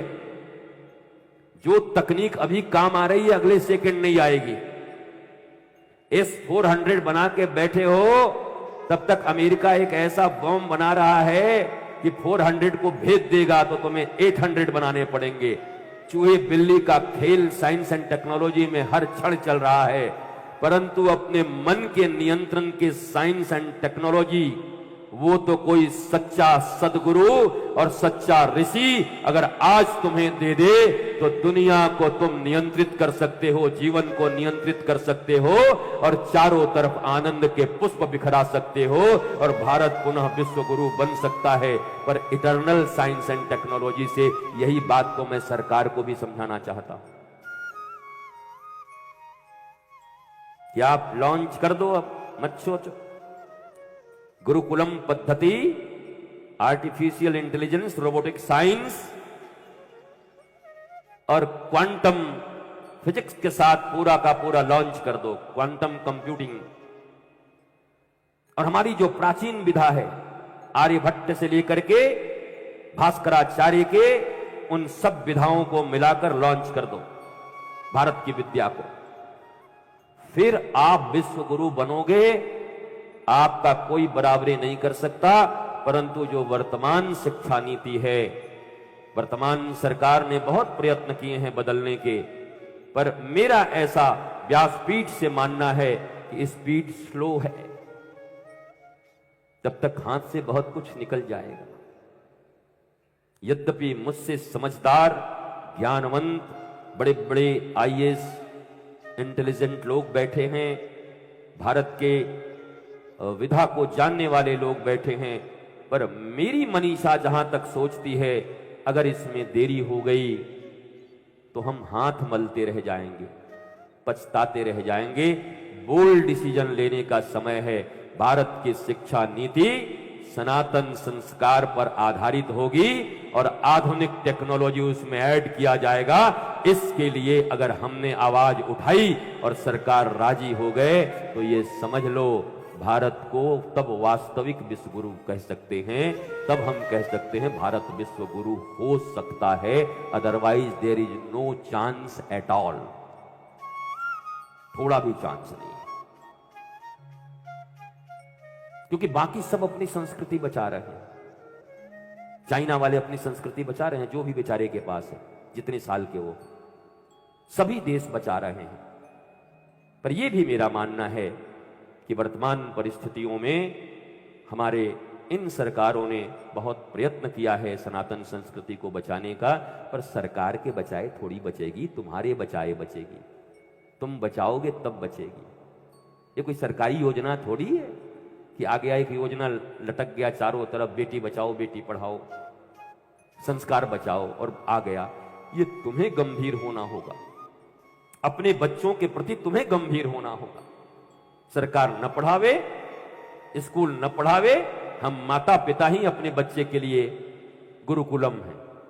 हम घर में ही अपने बच्चों को पढ़ा देंगे, हम घर में ही अपने बच्चों को संस्कार दे देंगे।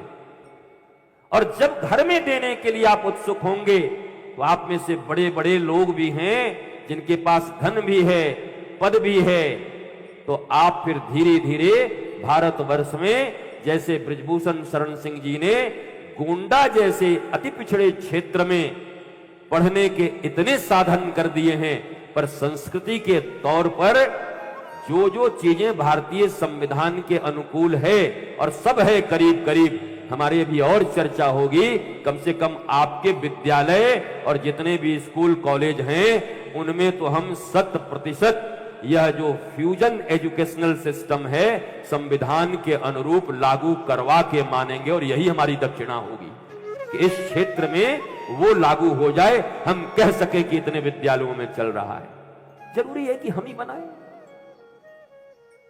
छाती पे ले जाएंगे क्या? जो बना हुआ है उसमें लागू करवा दो। बनवाने में क्यों अपना उम्र और खत्म कर रहे हो? जो चीजें बनी हैं उन जगहों में परिवर्तन लेना है कि अब ऐसी विद्या का यहां पाठ होना चाहिए। अब मेरे प्यारे बच्चों, गुरु के प्रति भावना श्रेष्ठ रखना, गुरु के प्रति श्रेष्ठ भावना रखने से ही जीवन में उत्थान और उन्नति कर पाओगे। ये तो अयोध्या है, मैं बोलते हुए थोड़ा संकोच कर रहा हूं, पर बोलने से मैं परहेज भी नहीं करूंगा। हमारी इसी देश में एक सहजोबाई हुई, सहजोबाई जिनके गुरु हुए चरणदास, और सहजोबाई और चरणदास के लिए लिखा हुआ है कि सहजोबाई जी का विवाह हो रहा था, गुरु के पास आशीर्वाद लेने आई और गुरु उनकी तरफ देखते ही नहीं थे, देखते ही नहीं थे। बार बार वो घूम के आए, बोले विदाई का वक्त हो गया, अब तो आशीर्वाद दे दो। तब गुरुदेव ने उधर देखते हुए एक वाणी कही कि जाना है रहना नहीं। एक गुरु अपने शिष्या को क्या कह रहा है देखना, एक आत्मा को कनेक्ट करो। मरना विश्वाबीस, अरे सहजो तनिक सुहाग पे, दिन काहे गुथायो शीस। चरणदास सदगुरु मिले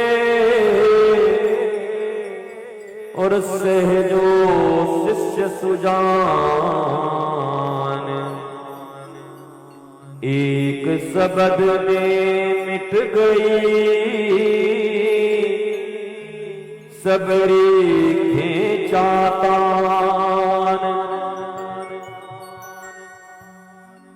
गुरुदेव ने कहा, रे सहजो विदाई है, विदाई है, सुहाग है, सुहाग है, रट रही है।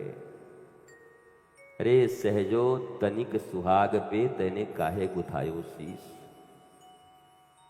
जैसे मीरा ने घोषणा कर दिया था, मेरे तो गिरधर गोपाल। दूसरा लाइन क्या है? दूसरो न कोई। ये पहला लाइन तो सब बोल सकते हैं, पर छाती फट जाएगी दूसरा लाइन बोलने में। हम फ्रॉड लोग हैं, बोल देते हैं, पर अगर सचमुच का भगवान सुन लें कि मेरे तो गिरिधर गोपाल, ये तो सब कह रहे हैं मेरे ठाकुर जी हैं, पर क्या दूसरा लाइन बोलने का भी साहस है तुम्हारे भीतर? कह सकते हो कि दूसरो न कोई? कहोगे, मानोगे, बोलोगे कृष्ण को, गिरधर को, कि अवध बिहारी को, कि तुम्हारे सिवा कोई नहीं है? निभाओगे? तो बताओ, जो ये भजन इत्यादि चलते रहते हैं, इसका क्या मूल्य है? बताओ मुझे, समझाओ। खूब बढ़िया गला है, बैठ के गा रहे हैं, मेरे तो गिरधर गोपाल। क्या फायदा है भाई? क्या है?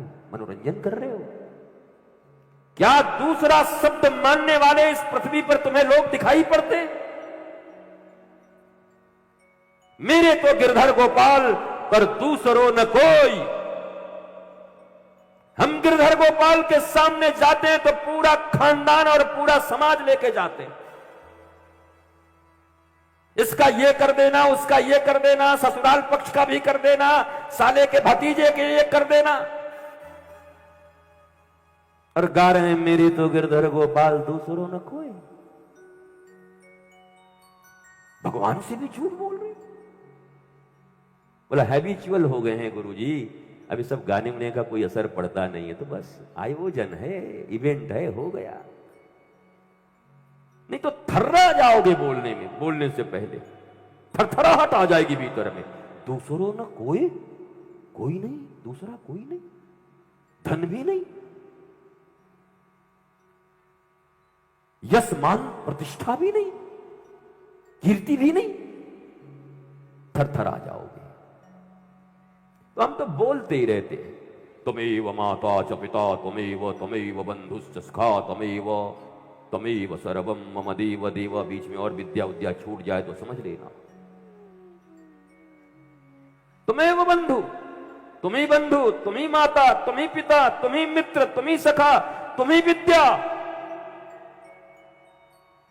और अंत में जब तुम्ही करने लगे तो कहे क्या 1 करोड़ गिनाओगे कि मेरे लिए हुई तुम्ही, चंदा भी तुम्ही, सूर्य भी तुम्ही, तारा भी तुम्ही, तो लिख दिया तुम्हें सर्वम मम देव देव, तुम मेरे सब कुछ हो।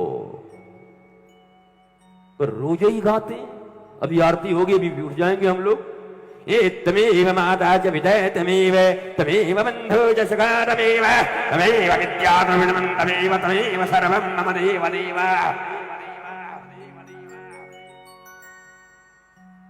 सब जब तुम ही हो तो फिर इतना क्यों परेशान हो, क्या लाऊं, क्या छीनूं, क्या कमाऊं, क्या खाऊं, किससे संबंध बनाऊं, जब कह दिया त्वमेव सर्वम मम देव देव।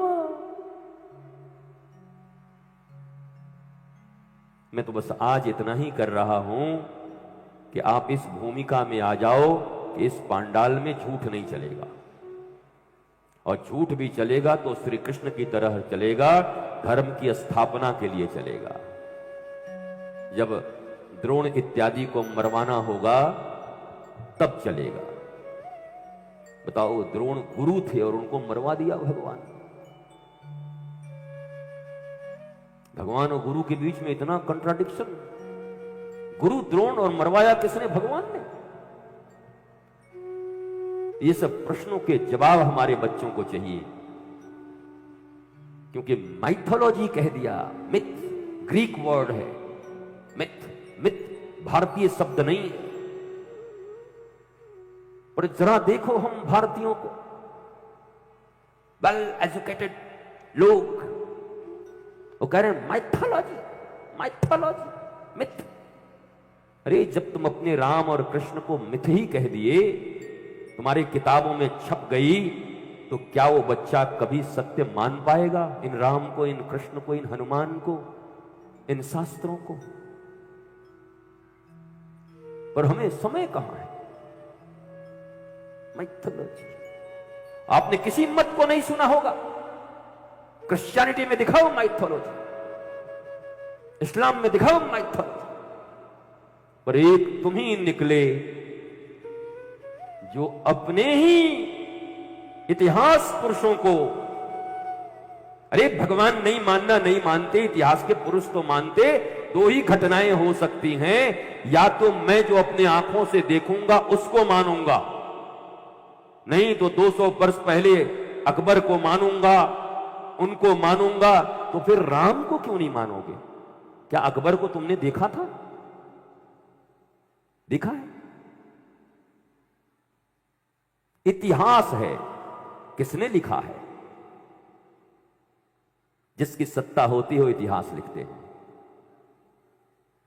तो 1000 वर्ष से जो तुम गुलामों की तरफ भारत में दौड़ रहे थे इधर उधर, तुम्हारे इतिहास किसने लिखे होंगे? और तुम पर गुलामी थोपने वाला, तुम्हारे ऊपर शासन करने वाला, क्या तुम्हारे ऐसे इतिहास लिखेगा जिससे तुम्हारा बल, तुम्हारे पौरुष फिर से जग जाए? क्या तुम्हारे सत्य को कभी उद्घाटित होने देगा? रोमिला थापर के इतिहास पढ़ के बड़े हुए हो तुम, पर कहां है तुम्हारे इतिहास? तो प्रश्न तो ये भी है, और ये प्रश्न हम इन बच्चों से करके क्या करेंगे? ये प्रश्न समाज के एलीट क्लास के जो लोग हैं, well educated, well settled person, जो सेटल्ड, जिनको लोग सुनते हैं, जानते हैं, जिनको लिटरेसी और एजुकेशन में अंतर पता है, जब वो कुछ नहीं करते तो कोई और क्या करेगा?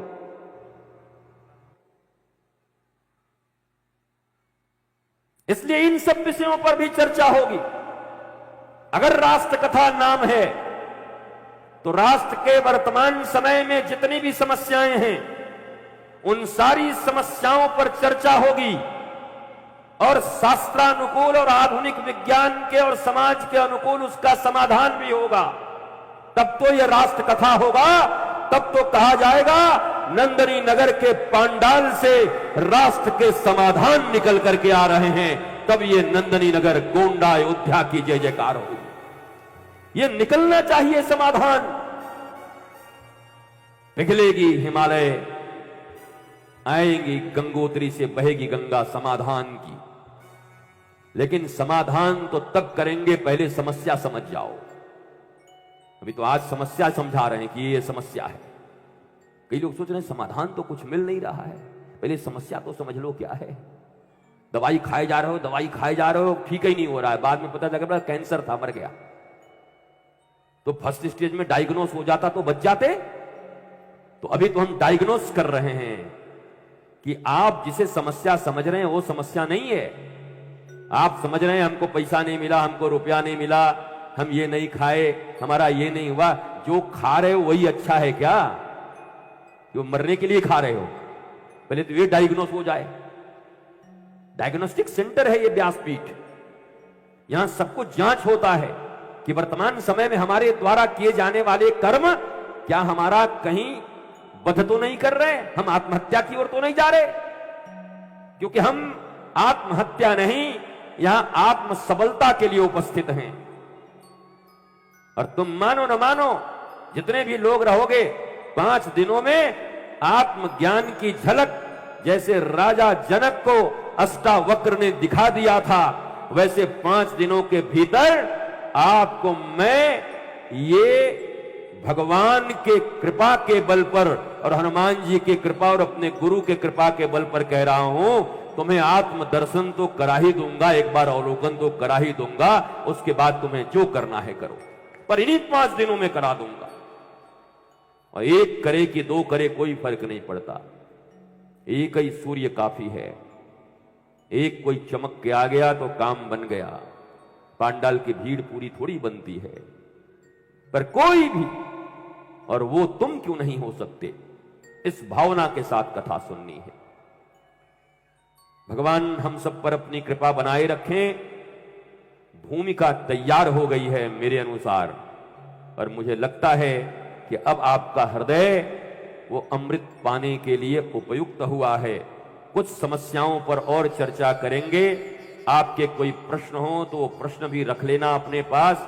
इन 5 दिनों में बिना मुझे दिए ही मैं उत्तर दे दूंगा। प्रश्न पूछ के उत्तर पाओगे तो इसमें कौन सी हमारी समझदारी है और ज्ञान है।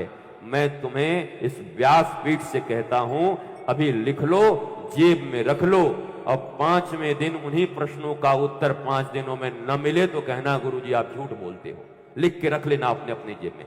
तुम्हारे ही प्रश्नों का उत्तर दूंगा, जो लिखोगे उसी का उत्तर दूंगा। जो भी लिख के रखोगे उत्तर मिलेगा।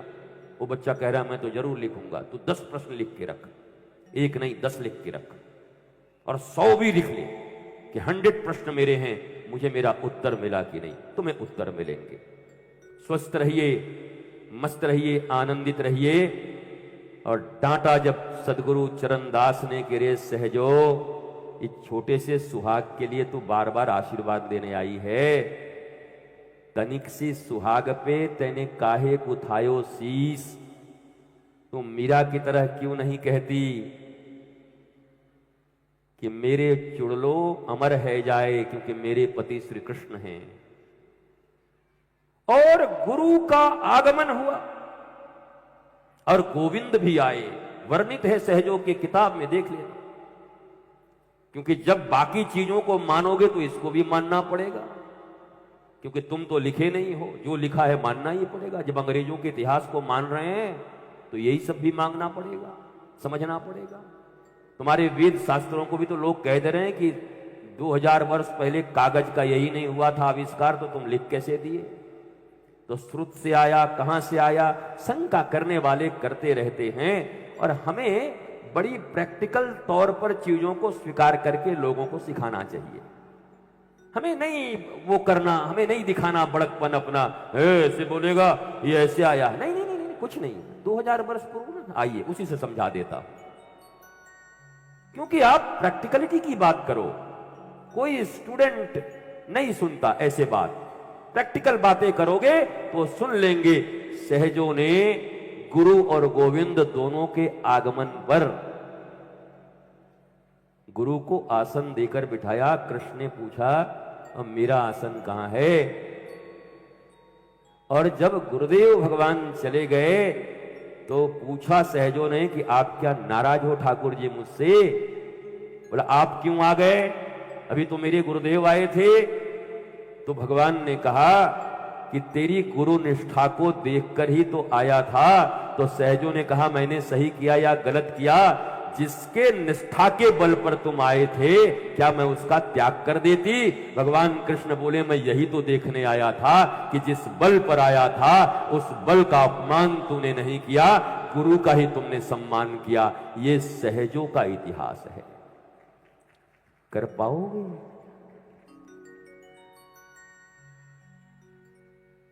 एक फरीद हुआ, फरीद गुरु गांजा पीता था, चिल्लम आंख दे के आ गया आग लेके। गुरु ने आवाज लगाई, दौड़ा बूढ़ी माता के पास गया आग मांगने। बूढ़ी ने कहा अच्छा ये आग जलाने में आंख निकल जाती है, आंख देगा। फूकने में धुआं लगता है ना, तो गांव में कह रहे थे आंख निकल जाती है। तो फरीद को इतनी जल्दी थी कि गुरुजी को इतने ही सेकंड के अंदर में देना है, आंख निकाल के दे दिया उनके हाथों में। जब वापस आए और गुरु ने देखा, अब बूढ़ी मां डर के आ गई कि आपका चेला है कि बवाल है बताओ। मैं तो डर गई, आंख निकाल दिया। और जब खोले गए उसके, चमत्कार भी दुनिया में बहुत देखे गए हैं, तो देख रहे हैं फरीद के दोनों आंखें पहले से मौजूद है। ये तो उस बूढ़ी माता के भीतर गुरु के प्रति कैसी भक्ति होनी चाहिए, इसको भरने का एक सिद्धांत दिया वहां पर। निष्ठा नहीं होगी तो सुन नहीं पाओगे, तो निष्ठा रखना। चलते चलते 2 मिनट के लिए, कौन सो काज कठिन जग माही, जो नहीं होत तात तुम पाही। कौन सो काज कठिन जग माही, जो नहीं होत तात तुम पाही।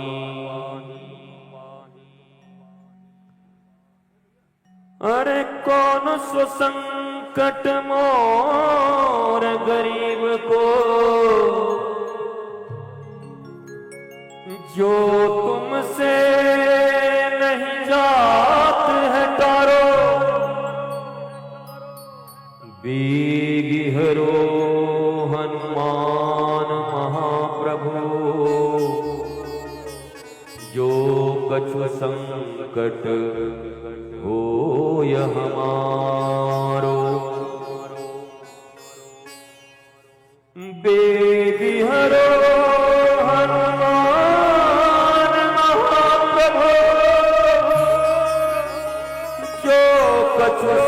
संकट हो हमारो। बेगी हरो हनुमान महाप्रभु, जो कछु संकट हो हमारो। बेगी हरो हनुमान महाप्रभु, जो कछु संकट हो हमारो। कौन सो संकट मोर गरीब को, जो तुमसे नहीं जात है तारो। कौन सो संकट मोर गरीब को, जो तुमसे। बेगी हरो बेगी हरो बेगी हरो बेगी हरो, जल्दी हरो जल्दी हरो जल्दी हरो जल्दी हरो। अभी हरो अभी हरो अभी हरो अभी हरो। कौन सो संकट मोर गरीब को, जो तुमसे नहीं जात है तारा। कौन सो संकट मोर गरीब को, जो तुमसे।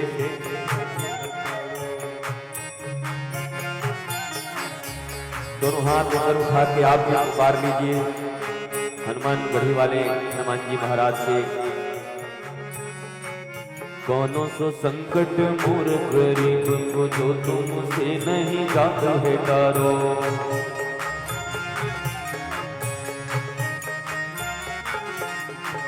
बेगी हरो हनुमान महाप्रभु, जो कछु संकट होए हमारो।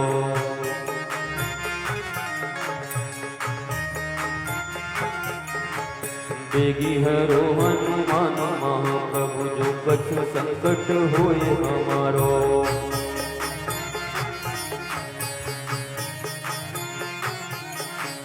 बेगी हरो हनुमान महाप्रभु जो कछु संकट होए हमारो।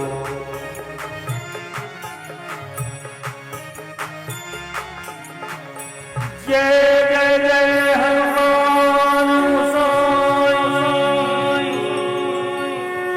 कृपा करो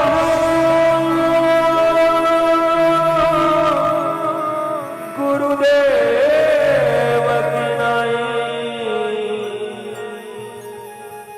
जय जय जय हनुमान गोसाई कृपा करो कृपा करो गुरुदेव की नाई। बेगी हरो हनुमान महाप्रभु जो कछु संकट होए हमारो। बेगी हरो हनुमान महाप्रभु। बेगी हरो हनुमान महाप्रभु जो कछु संकट होए हमारो। अभी हरो हनुमान महाप्रभु जो कछु संकट होए हमारो। अभी हरो हनुमान महाप्रभु जो कछु संकट होए हमारो। कौन सो संकट मोर गरीब को जो तुमसे नहीं जात हटारो। कौन सो संकट मोर गरीब को जो तुमसे नहीं जात है टारो। कौन सो संकट मोर गरीब को जो तुमसे कौन सो संकट मोर गरीब को जो तुमसे नहीं जात है टारो। कौन सो संकट मोर गरीब को जो तुमसे नहीं जात है टारो। कौन सो संकट मोर गरीब को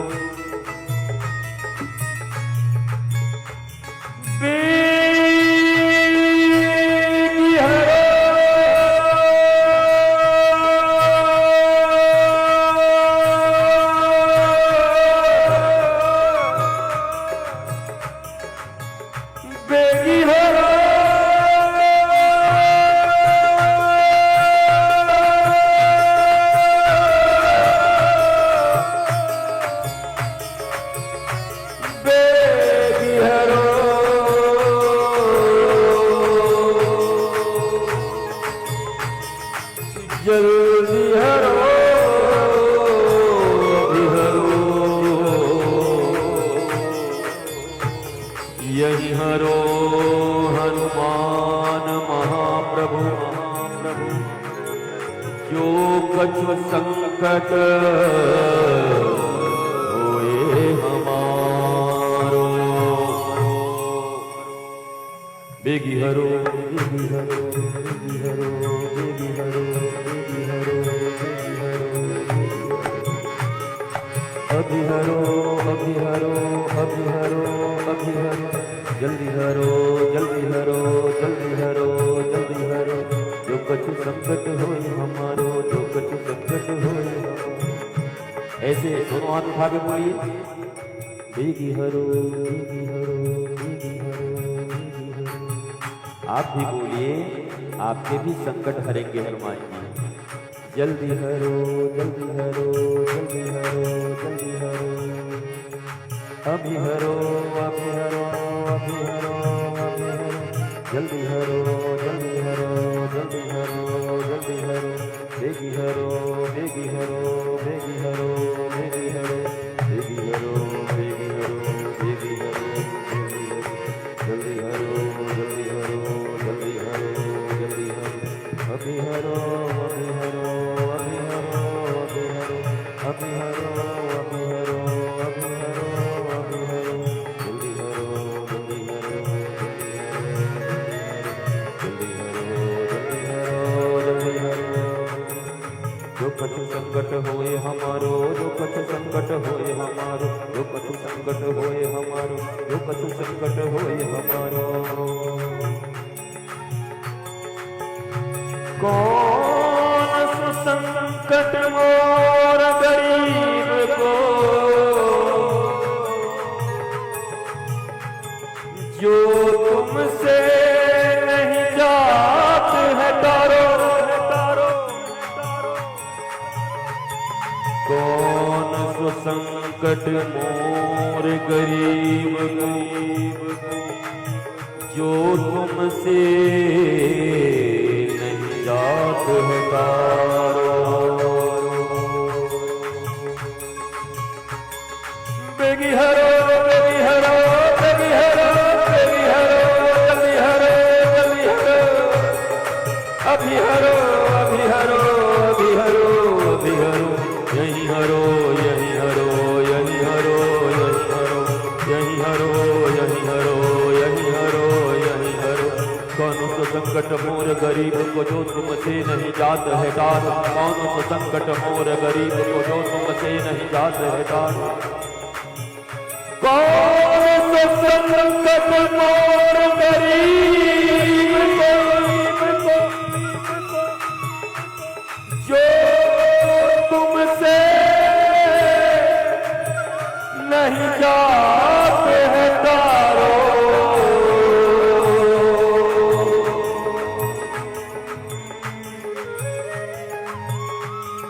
अरे कौन सो संकट मोर गरीब को, जो तुमसे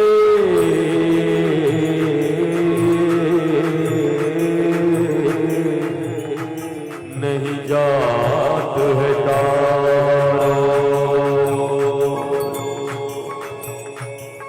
बेगी हरो बेगी हरो बेगी हरो बेगी हरो बेगी हरो बेगी हरो बेगी हरो बेगी हरो बेगी हरो, अभी हरो अभी हरो अभी हरो अभी हरो अभी हरो, जल्दी हरो जल्दी हरो जल्दी हरो जल्दी हरो जल्दी हरो जल्दी हरो जल्दी हरो जल्दी हरो, बेगी हरो बेगी हरो बेगी हरो बेगी हरो बेगी हरो बेगी हरो, जल्दी हरो जल्दी हरो जल्दी हरो जल्दी हरो जल्दी हरो जल्दी हरो जल्दी हरो जल्दी हरो जल्दी हरो। कौन सा संकट मोर गरीब को, हे हनुमान जी,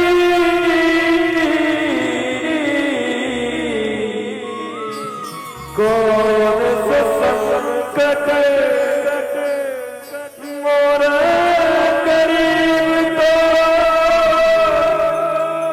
जो तुमसे नहीं जात है तारो, जो तुमसे नहीं जात है तारो।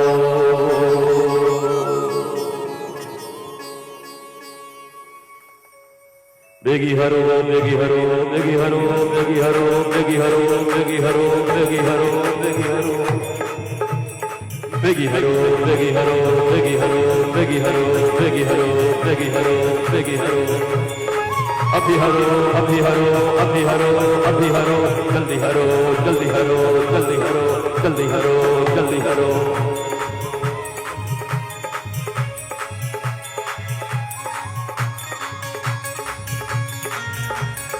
कौन सा संकट मोर गरीब को, हनुमान जी महाराज, जो तुमसे नहीं जाते है तारो।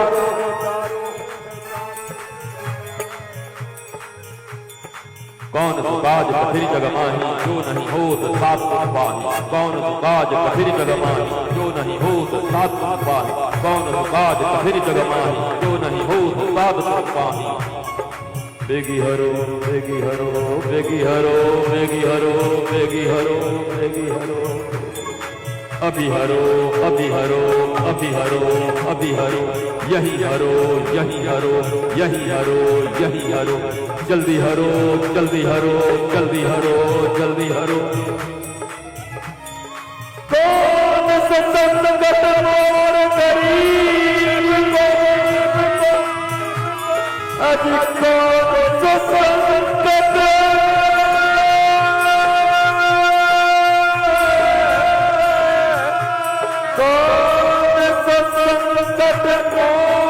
गरीब को, जो तुमसे नहीं जाते तारो। कौन सो संकट मोर गरीब को, कौन सो संकट मोर गरीब को। हनुमान जी कौन सो संकट मोर गरीब को, जो तुमसे नहीं जात है तारो।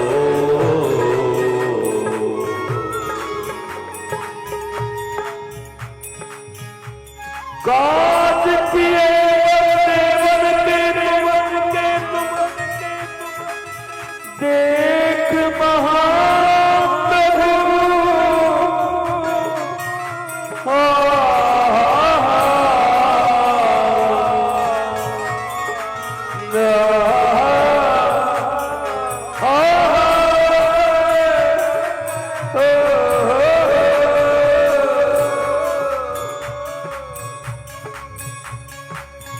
संकट मोर गरीब को, जो तुमसे नहीं जात है तारो।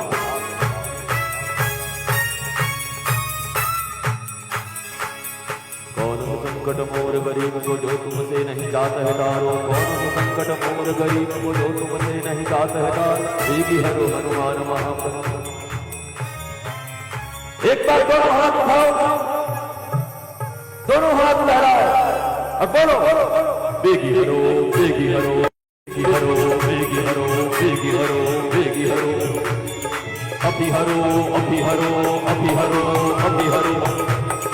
यही हरो, यही हरो, यही हरो, यही हरो। जल्दी हरो, जल्दी हरो, जल्दी हरो। कौन को संकट मोर गरीब को, जो तुमसे नहीं जात है तारो। कौन को संकट मोर गरीब को, जो तुमसे नहीं जात है तारो। कौन को संकट मोर गरीब, मोर गरीब। कौन को संकट, कौन को संकट, कौन को संकट, कौन को संकट, कौन को संकट, कौन को संकट, कौन को संकट, कौन को संकट, कौन को संकट मोर गरीब, जो तुमसे नहीं जात है तारो।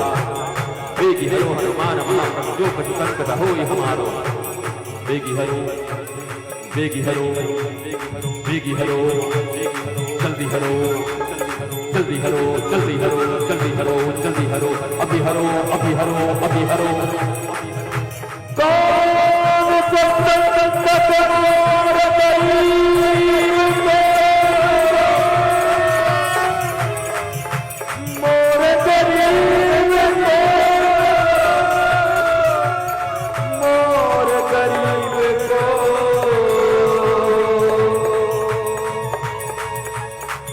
जो तुमसे नहीं जात है तारो, नहीं जात है तारो, नहीं जात है तारो। कौन सो संकट मोर गरीब को, जो तुमसे नहीं जात है तारो।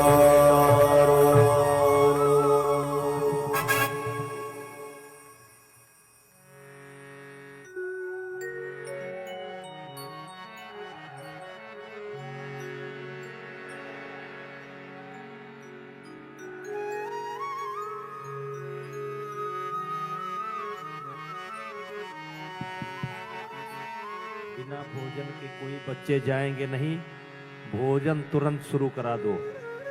वैसे शुरू हो चुका है भोजन। बिना भोजन के कोई बच्चा वापस नहीं जाएगा।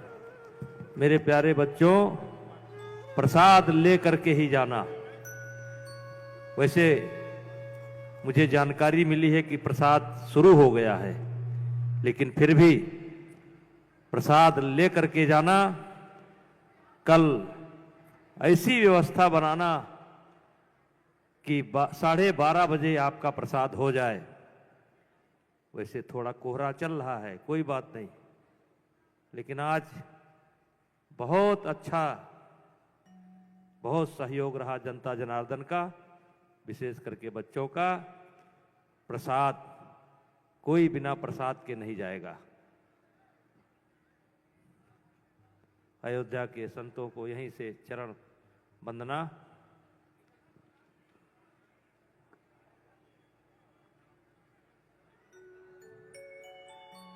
नीलेश बता सकते हैं कि प्रसाद शुरू हो गया कि नहीं? शुरू हो गया। अच्छा, कस के चल रहा है। गेट खुल गए सब? गेट खुलवा दो। कल से भैया कमर मजबूत करके आना।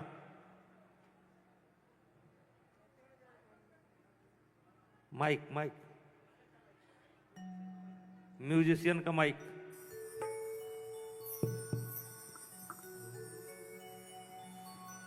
सारे तीर्थ धाम आपके चरणों में, हे गुरुदेव प्रणाम आपके चरणों में। सारे तीर्थ धाम आपके चरणों में, हे गुरुदेव प्रणाम आपके चरणों में, आपके चरणों में, आपके चरणों में, आपके चरणों में। डॉक्टर साहब के परिवार ऊपर आ जाए, आरती करा दीजिए। डॉक्टर रोहन पांडे श्रीमती जी को भी ले आओ। सारी तीर्थ धाम आपके चरणों में, हे गुरुदेव प्रणाम आपके चरणों में। डॉक्टर रोहन पांडे का परिवार। हृदय में माँ गौरी लक्ष्मी कंठ शारदा रुके रहिए, हृदय में माँ गौरी लक्ष्मी कंठ शारदे माता है। हेमंतदास जी जाइए, व्यवस्था कराइए। मुख से वचन कहे वो वचन सिद्ध हो जाता है, सारे वचन सब सिद्ध ऊपर हो जाता है। हेमंतदास जी है गुरु ब्रह्मा है गुरु विष्णु, है गुरु ब्रह्मा है गुरु विष्णु, है शंकर भगवान आपके चरणों में, हे गुरुदेव प्रणाम आपके चरणों में। सारे तीर्थ धाम आपके चरणों में, हे गुरुदेव प्रणाम आपके चरणों में। जन्म के दाता मात पिता हैं, आप कर्म के दाता हैं। जन्म के दाता मात पिता हैं, आप कर्म के दाता हैं। आप ही मेरे ईश्वर हैं, आप ही मेरे ईश्वर हैं। आप ही भाग्य विधाता हैं, आप ही भाग्य विधाता हैं। दुखिया मन को रोगी तन को, दुखिया मन को रोगी तन को मिलता है आराम आपके चरणों में। हे गुरुदेव प्रणाम आपके चरणों में, चरणों में। सारे तीर्थ धाम आपके चरणों में, हे गुरुदेव प्रणाम आपके चरणों में। निर्बल को बलवान बना दो, मूर्ख को गुणवान प्रभु। निर्बल को बलवान बना दो, मूर्ख को गुणवान प्रभु। करुणा करके हम सबको दी ज्ञान का दो वरदान प्रभु, ज्ञान का दो वरदान प्रभु। हे महदानी हे महज्ञानी, हे महदानी हे महज्ञानी। रहूं मैं शुभ हो शाम आपके चरणों में, हे गुरुदेव प्रणाम आपके अयोध्या के जो चरणों में, सारे तीर्थ धाम आपके चरणों में। हे गुरुदेव प्रणाम आपके चरणों में। करता करे न कर आज सके, के इस कार्यक्रम में पर गुरु करे महंत मैथिली शरण सब होए। जी महाराज का पदार्पण हुआ था। महंत बीरेन्द्र दास जी का पदार्पण हुआ था। महंत हेमंत दास जी का पदार्पण हुआ था। महंत बलराम दास जी का पदार्पण हुआ। महंत रुपेश दास जी का पदार्पण हुआ। महंत मणिराम दास जी का पदार्पण हुआ। महंत बीरेन्द्र दास जी, बाबा इंद्रदेव दास, पुजारी राजन दास, महंत कल्लू दास, पुजारी सूरज दास, सूर्य प्रकाश, आचार्य विमल, साध्वी शिवानी जी, नागा बाबा सूरज, महंत अवध बिहारी दास जी, महंत ओम प्रकाश जी, महंत रामचंद्र दास जी, महंत भगवान दास जी, महंत आलोक पांडे जी, महामंडलेश्वर राजयोगी आचार्य आनंद गिरी जी महाराज ऋषिकेश से हम समय नहीं दे पाए। महंत वैदेही वल्लभ शरण बामन मंदिर के महंत जी प्रणाम स्वीकार करें। महंत रामदास जी महाराज नाका हनुमानगढ़ी, रमन बख्शी अध्यक्ष पंजाब कुश्ती संघ भी आए हैं, पूरे पंजाब से संपूर्ण टीम के साथ आए हैं। बबलू भैया इनका ध्यान रखेंगे। डॉक्टर वोट पांडे जी, अजताब दुबे जी, संजय सिंह जी, आनंद विक्रम सिंह जी, प्रमोद सिंह चैसार, पिंटू सिंह जी, भयंकर सिंह जी, दिनेश सिंह जी, ब्रजकिशोर सोनी जी, सिद्धूनाथ पांडे जी, पवन कुमार गोरखपुर, मनोज श्रीवास्तव जी, अमरजीत सिंह, वीरेंद्र सिंह, मंजीत सिंह, सूर्य प्रकाश, अनूप गुप्ता, हरीश सिंह, श्याम मनोहर तिवारी जी बलरामपुर,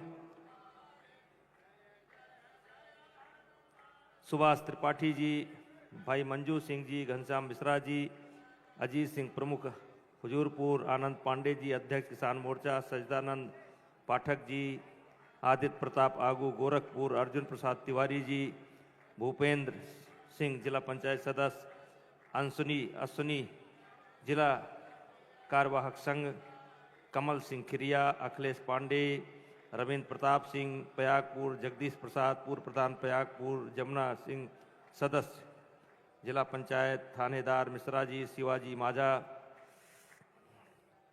बबलू सिंह बहादुरपुर, अभिषेक दत्त त्रिपाठी जी, पलटू राम जी विधायक जी, पलटू राम जी से आरती नहीं करवाए भैया, राहुल सिंह चौहान जी परसपुर, सुशील शुक्ला जी सदस्य जिला पंचायत, दिनेश त्रिपाठी जी, के श्रीवास्तव जी, के त्रिपाठी जी, पंकज सिंह जी, लाल जी प्रधान जी, देवेंद्र सिंह जी, विनय शाही जी, विनय तिवारी जी, क्रिया संदीप सिंह जी, कीर्तवर्धन सिंह भाजपा के कार्यकर्ता हैं, दुर्जनपुर के बंटी सिंह, बड्डे पांडे जी, मोतीगंज रमेश सिंह मस्कनवा, सूर्य प्रकाश शाही जी मंत्री जी आए थे, नवीन सिंह जी, दीपक सिंह मंडल अध्यक्ष, हर्ष सिंह प्रदेश मंत्री, पवन कुमार यादव जी, टिल्लू सिंह जी फैजाबाद से, करण भूषण सिंह जी, प्रतीक, अजय सिंह जी, अवधेश सिंह जी, रन्नू सिंह जी, अमित सिंह जी, है देवेंद्र सिंह एमएलसी साहब चले गए कि है यार, हो तो आरती करा देते।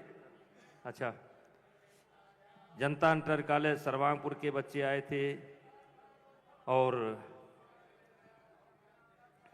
ये एक आवश्यक सूचना है, जो लोग बाहर से आए हैं, यहाँ हरियाणा, पंजाब, झारखंड, छत्तीसगढ़ और महाराष्ट्र और वहाँ कहाँ से आए हैं वो, बिहार और वो मध्य प्रदेश ने, वो जो वो साउथ का जो बड़ा शहर है कर्नाटका, तो जो भी बंधु बाहर से आए हैं, अगर रुकने में कोई दिक्कत हो रही है तो किसी भी होटल पर आप जाइए, कार्ड दिखा दीजिए केवल कि हम कथा में आए हैं। कार्ड देखते ही कोई 50% छूट दे रहा है, कोई 35% दे रहा है। और अगर किसी धर्मशाला में जाएंगे जो एसी से कम नहीं है, तो आपको हो सकता है कई ऐसे गेस्ट हाउस हैं जहां आपका 1 पैसा नहीं लगेगा, लेकिन कार्ड होना चाहिए आपके पास। कार्ड दिखा दीजिए। हमारे बस्ती के, गोंडा के, अयोध्या के एक एक आश्रम, एक एक धर्मशाला, एक एक होटल, सब आपकी सेवा के लिए तैयार है। तो जो भी बाहर से लोग आए हैं, और अगर दूसरे दिन आपको कोई दिक्कत हो जाए कि किसी धर्मशाला में हुआ है, किसी ने डिस्काउंट नहीं किया, तो आप आकर के हमसे जुर्माना ले लीजिए, हम देने के लिए तैयार हैं। लेकिन कई हजार आदमियों की व्यवस्था सीधे यहां से नहीं की जा सकती है। इसलिए अयोध्या, बस्ती, अवधेश सिंह के यहां तो पैसे नहीं ले रहे हैं। बस्ती वाले, होटल वाले, अवधेश सिंह ढाबा वाले पैसे नहीं ले रहे हैं। तो सब जो बाहर से आए हैं, मेरी बात मानिए, किसी भी होटल पर जाइए, केवल कार्ड दिखा दीजिए। अगर आपके पास कार्ड ना हो तो कार्ड अभी ले लीजिए, दिखा दीजिए। या अरे गुरुदेव, ये बामन भगवान, या 300 आदमी के रहना, खाना, भोजन सब फ्री जो है महाराज जी के। बिहार से जो आए हो सब किला पर चले जाए, लक्ष्मण किला पर नहाने के। हाँ, नहाने तो वही है सब अभी इनका गेस्ट हाउस कितना कमरा भैया? तो हर कितना कमरा है? हनुमानगढ़ी पर बलराम दास जी का 15 कमरा तैयार है। जाइए, वहां कोई पैसा नहीं देना है। ऐसे कहीं चले जाइए अयोध्या में, अगर अतिथि गृह लिखा है, गेस्ट हाउस लिखा है, तो बस घुस जाइए। रहना, खाना, सोना सब, प्रसाद भी। सीओ कॉलोनी में 5 कमरा इनका है, जाइए। धर्म प्रकाश पांडे, सब सूची हम दे चुके हैं। नाका हनुमानगढ़ी पर पहुंच जाइए, 16 कमरे इनके पास हैं। हाँ, सब देने को तैयार है। हाँ, शेषा अवतार जिनकी जमीन पर, देखिए जमीन बोल रही है, जमीन बोल रही है। मैंने महाराज जी को कल का पूरी कथा बताई। जो पॉजिटिव ऊर्जा यहां बह रही है, सब जगह नहीं। 15 कमरा हनुमानगढ़ी पर हेमंत बाबा का है। बस कार्ड लेकर के जाइए, 5 स्टार से कम नहीं है। तो हमको मत तंग करिए। अयोध्या जाइए, हमारे महात्माओं को तंग करिए। 50 किला, तो लक्ष्मण किला 200 आदमी बोला गया है, 200 आदमी की क्षमता है वहां, खाना रहना सब। 30 कमरा बामन भगवान के यहाँ, बामन जी का मंदिर।